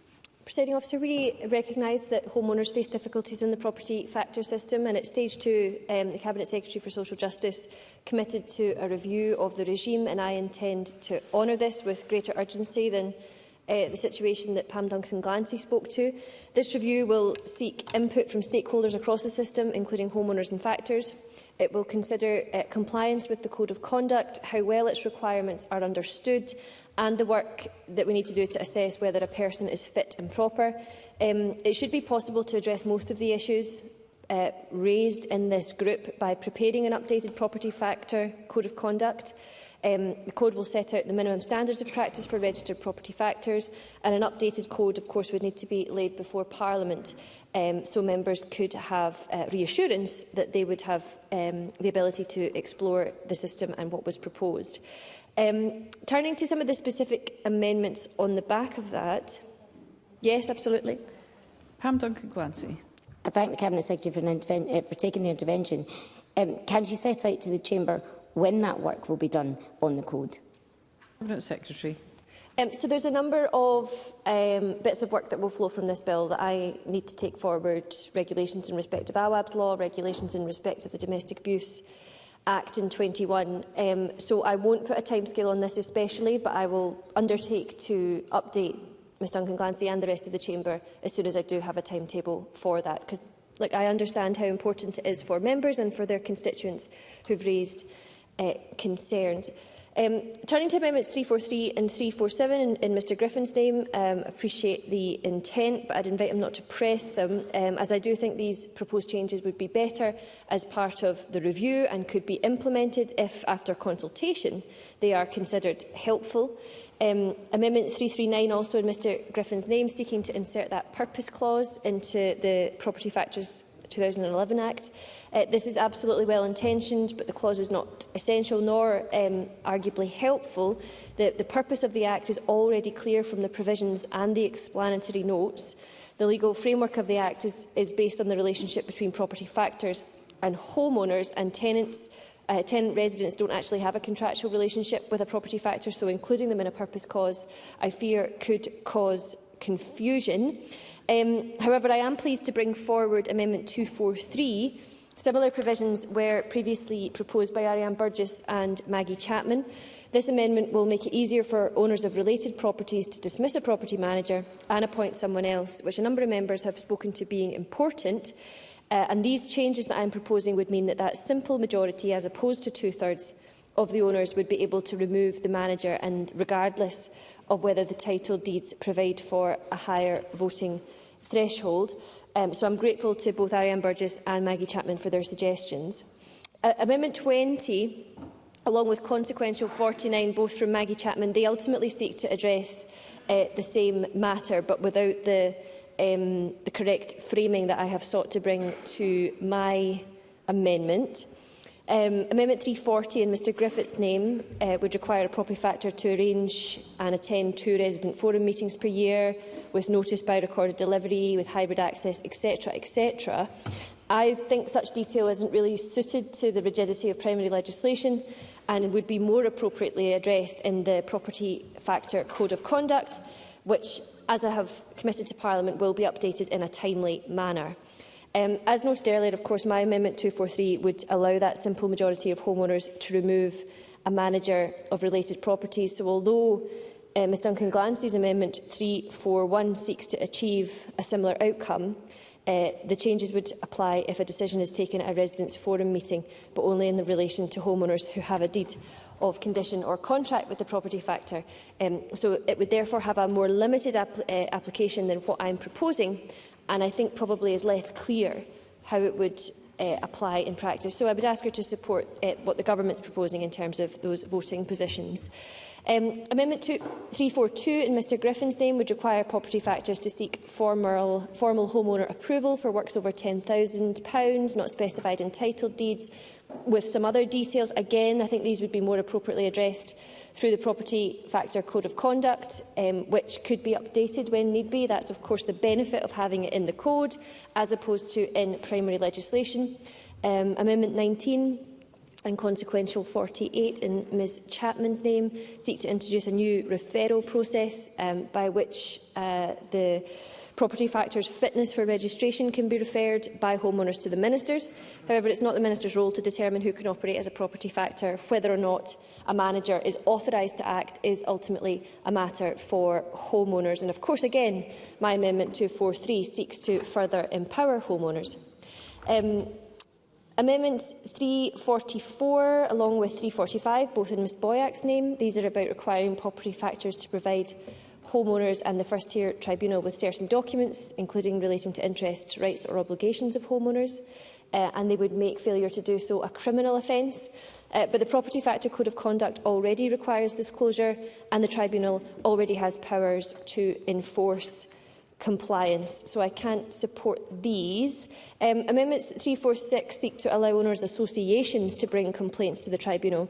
Now, this is something that Ms Boyack has put to the Government on a number of occasions, and we have looked into it, and whilst I appreciate the intent, the Tribunal already routinely groups related applications under existing regulations, and this is standard practice in and I had taken some notes on how often that was done. Yes, in 2022, nearly two-thirds of the 254 applications were grouped. So ultimately, I think if Ms Boyack were here, she would see that this is already routinely done. But for all these reasons, I ask members to support my Amendment 243 and either not press or not support the others.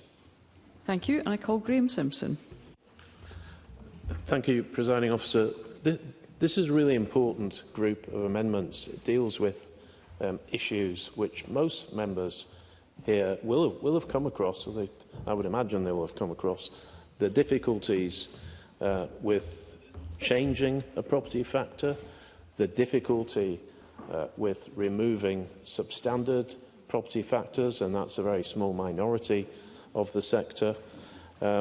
So I'm pleased with what I've been hearing from the Cabinet Secretary that she wants to update the Code of Conduct. I suppose my question would be, how enforceable is that?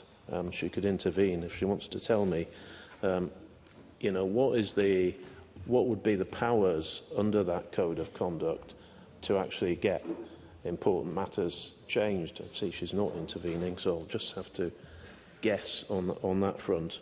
But it's encouraging that there is going to be an updated Code of Conduct. She is going to do a review, so I can happily support Amendment 243. But I think the issues raised by other members are equally as serious and should be considered seriously by members, because changing a property factor, making it easier to do, is very important, and it should and that should be done. But I'm not persuaded by, unfortunately, and it's a rare event for me, not persuaded by Pam Duncan-Glancy's 341. I must apologise for that, but I can probably support most of the others. Thank you. Thank you. And I call Mark Griffin to wind up and press or withdraw Amendment 339. Thank you, President Officer. It's a well-known quote, a well-known phrase, that nothing is certain in life apart from death and taxes. Now, somebody who lived in a new build housing estate told me that actually it should be updated to say nothing is certain in life apart from death, taxes and factor fees, given the frustration that a lot of people have with that quarterly bill that comes in, that people feel genuinely they have no control over. It's the one area of their life where they don't have a choice. They don't have a choice as to who supplies that services. They don't have a choice when it comes to a complaint about the quality of that service and the ability to remove that service provider. And there's a real frustration amongst homeowners on the system of factoring as it operates at the moment.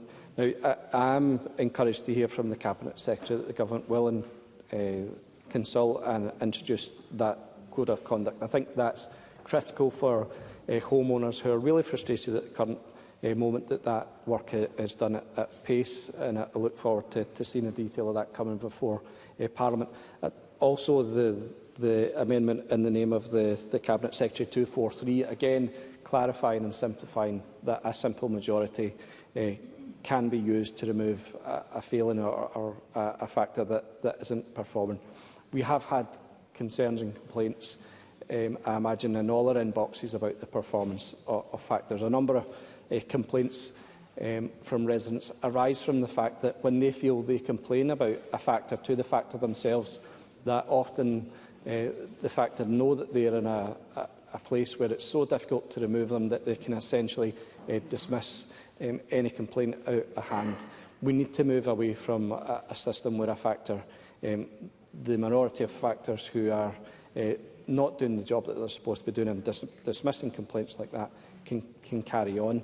I take on board the points that the Cabinet Secretary has made about some of the technical aspects of my Amendment 339. So I'll look forward to the work that the Government plans to do on bringing forward that Code of Conduct, and would seek permission to withdraw Amendment 339. Thank you. Can I just confirm, Mr Griffin, that you were pressing Amendment 339? Withdraw. Oh, my apologies, I did not hear you.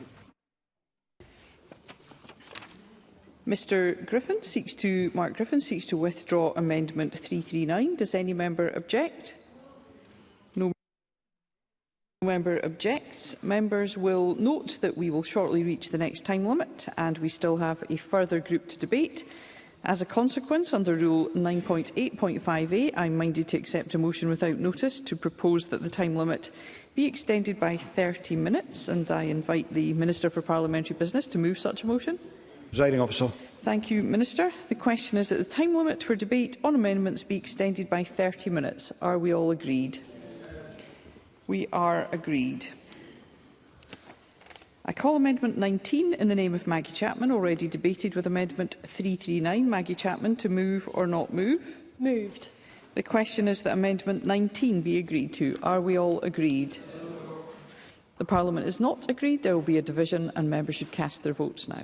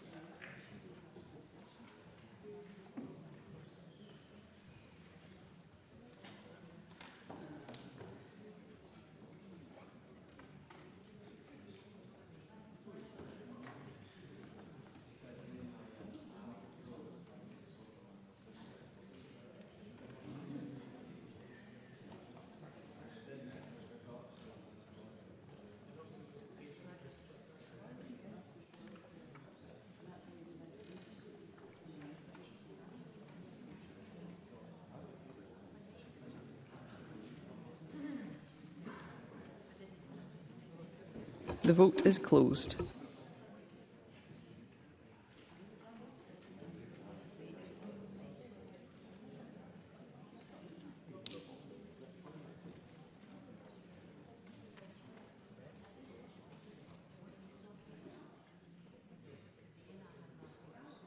The result of the vote on amendment number 19 in the name of Maggie Chapman is yes 20, no 88. There were no abstentions. The amendment is therefore not agreed. I call amendment 340 in the name of Mark Griffin, already debated, with amendment 339. Mark Griffin, to move or not move? Not moved. Thank you. The amendment is not moved. I call amendment 341 in the name of Pam Duncan-Glancy, already debated, with amendment 339.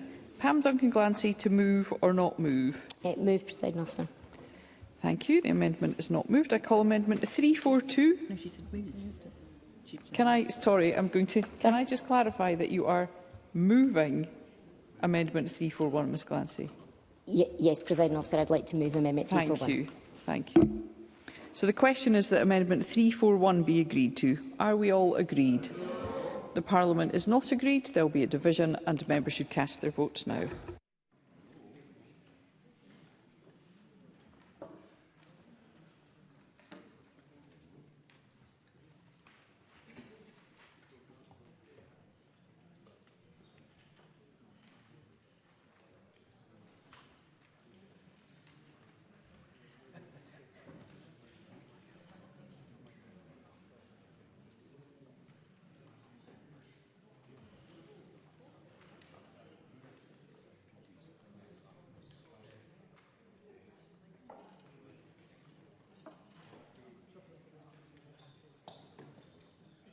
The vote is closed.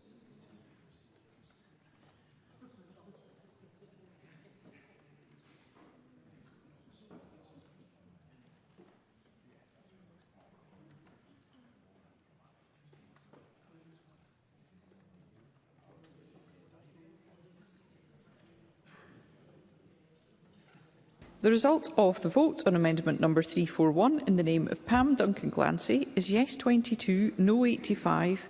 There were no abstentions. The amendment is therefore not agreed. I call amendment 342 in the name of Mark Griffin, already debated, with amendment 339. Mark Griffin, to move or not move? Moved. Thank you. The question is that amendment 342 be agreed to. Are we all agreed? The Parliament is not agreed. There will be a division and members should cast their votes now.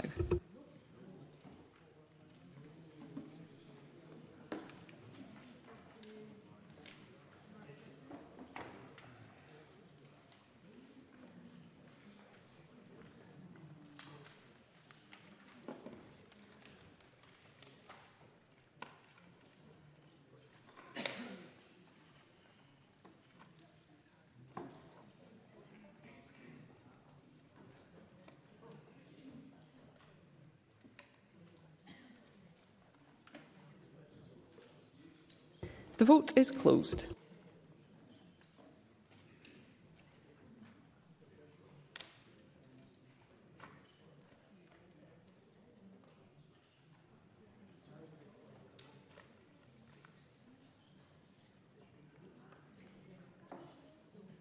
The result of the vote on amendment number 342 in the name of Mark Griffin is yes 46, no 61. There were no abstentions. The amendment is therefore not agreed. I call amendment 343 in the name of Mark Griffin, already debated, with amendment 339. Mark Griffin, to move or not move? Moved.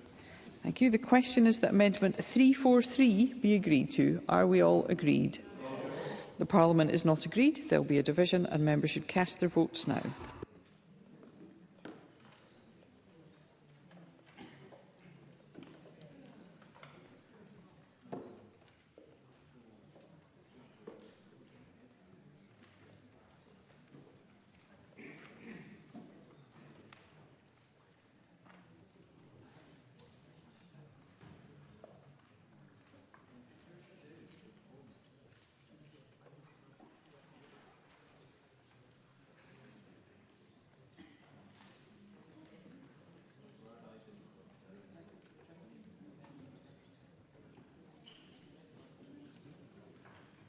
The vote is closed.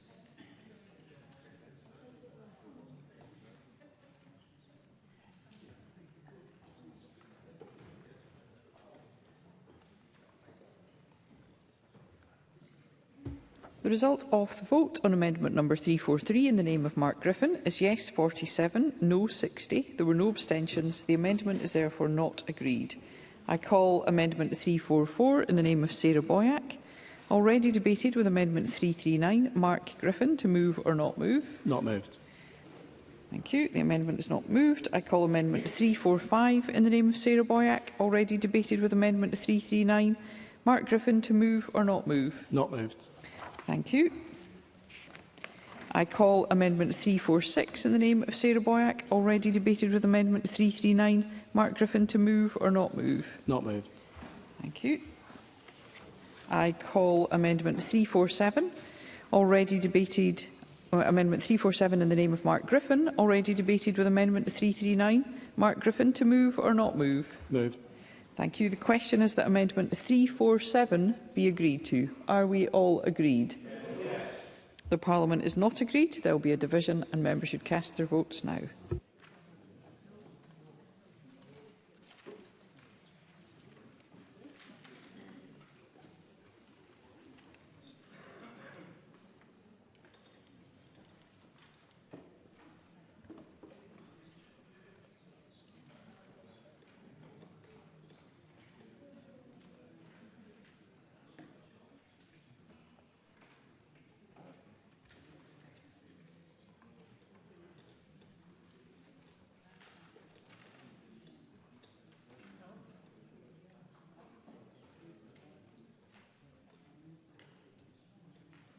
The vote is closed.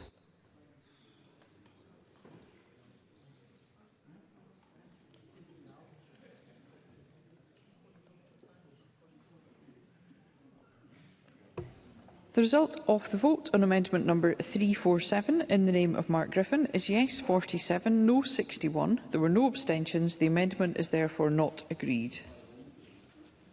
I call amendment 20 in the name of Maggie Chapman, already debated with amendment 339. Maggie Chapman to move or not move? Moved. Thank you. The question is that amendment 20 be agreed to. Are we all agreed? No. The Parliament is not agreed. There will be a division and members should cast their votes now.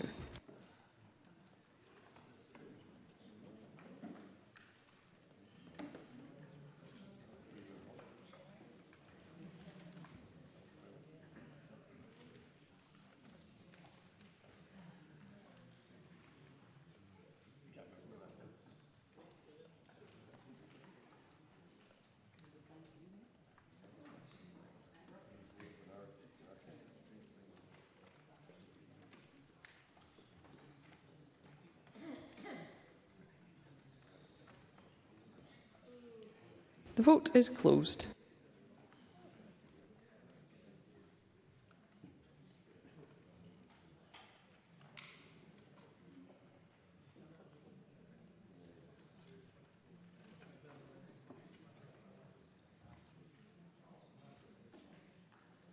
The result of the vote on amendment number 20 in the name of Maggie Chapman is yes 20, no 87. There were no abstentions. The amendment is therefore not agreed. I call amendment 243 in the name of the Cabinet Secretary, already debated with amendment 339. Cabinet Secretary to move formally. Moved. Thank you. The question is that amendment 243 be agreed to. Are we all agreed? Yes. Parliament is not agreed. There will be a division and members should cast their votes now.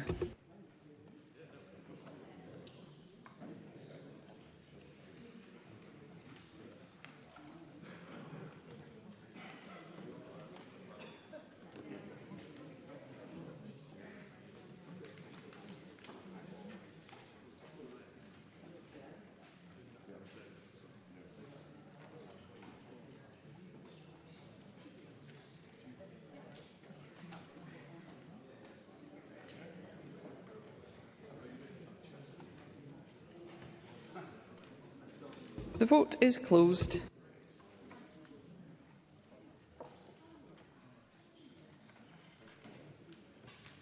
I call Shona Robison for a point of order. Yes. Thank you, Ms Robison. We'll ensure that's recorded.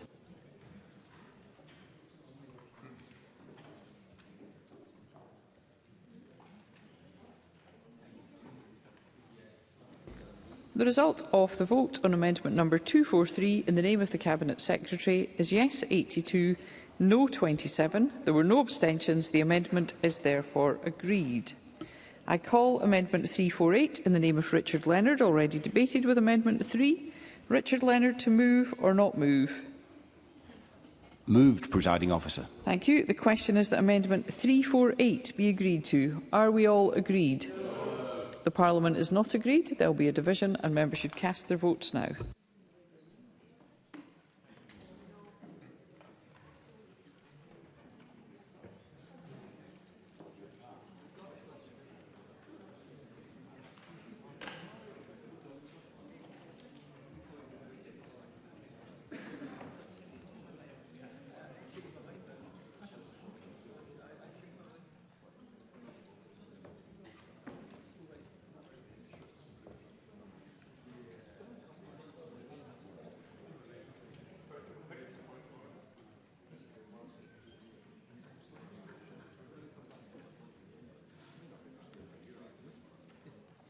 The vote is closed. I call Tess White for a point of order.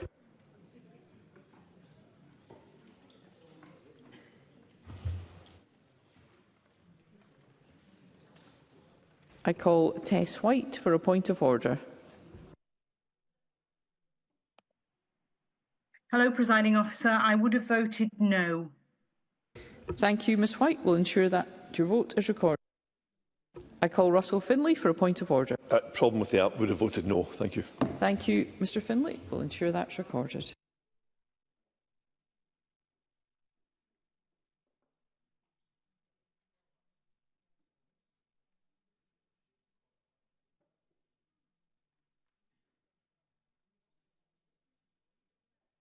The result of the vote on amendment number 348 in the name of Richard Leonard is yes 24, no 85. There were no abstentions. The amendment is therefore not agreed. I call amendment 349 in the name of Richard Leonard, already debated with amendment 3. Richard Leonard, to move or not move? Moved. Thank you. The question is that amendment 349 be agreed to. Are we all agreed? The Parliament is not agreed. There will be a division and members should cast their votes now.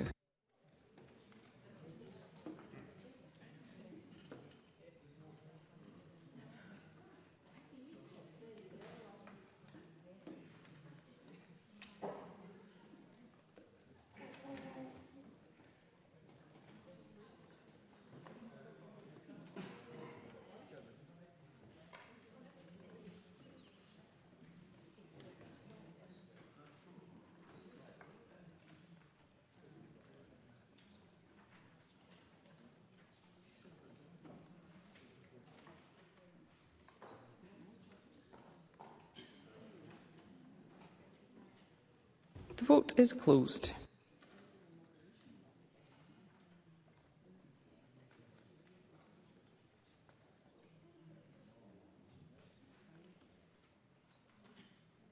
I call Natalie Don-Innes for a point of order.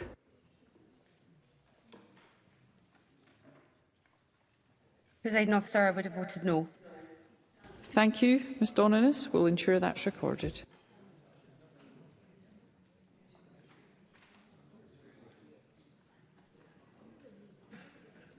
The result of the vote on amendment number 349 in the name of Richard Leonard is yes 24, no 84. There were no abstentions. The amendment is therefore not agreed. I call amendment 350 in the name of Richard Leonard, already debated with amendment 3. Richard Leonard, to move or not move? Moved. Thank you. And the question is that amendment 350 be agreed to. Are we all agreed? Yes. The Parliament is not agreed. There will be a division and members should cast their votes now.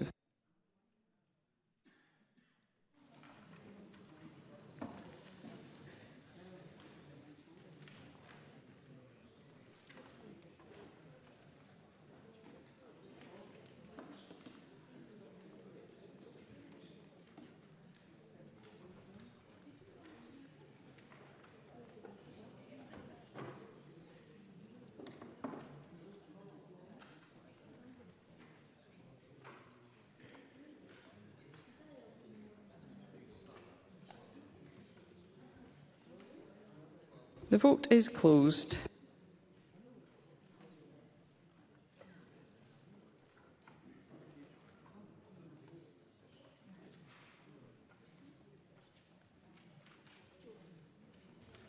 The result of the vote on amendment number 350 in the name of Richard Leonard is yes 24, no 85. There were no abstentions. The amendment is therefore not agreed. And at this point, we will now have a comfort break, and I would ask members to be back in the chamber at 17:57 sharp. Thank you.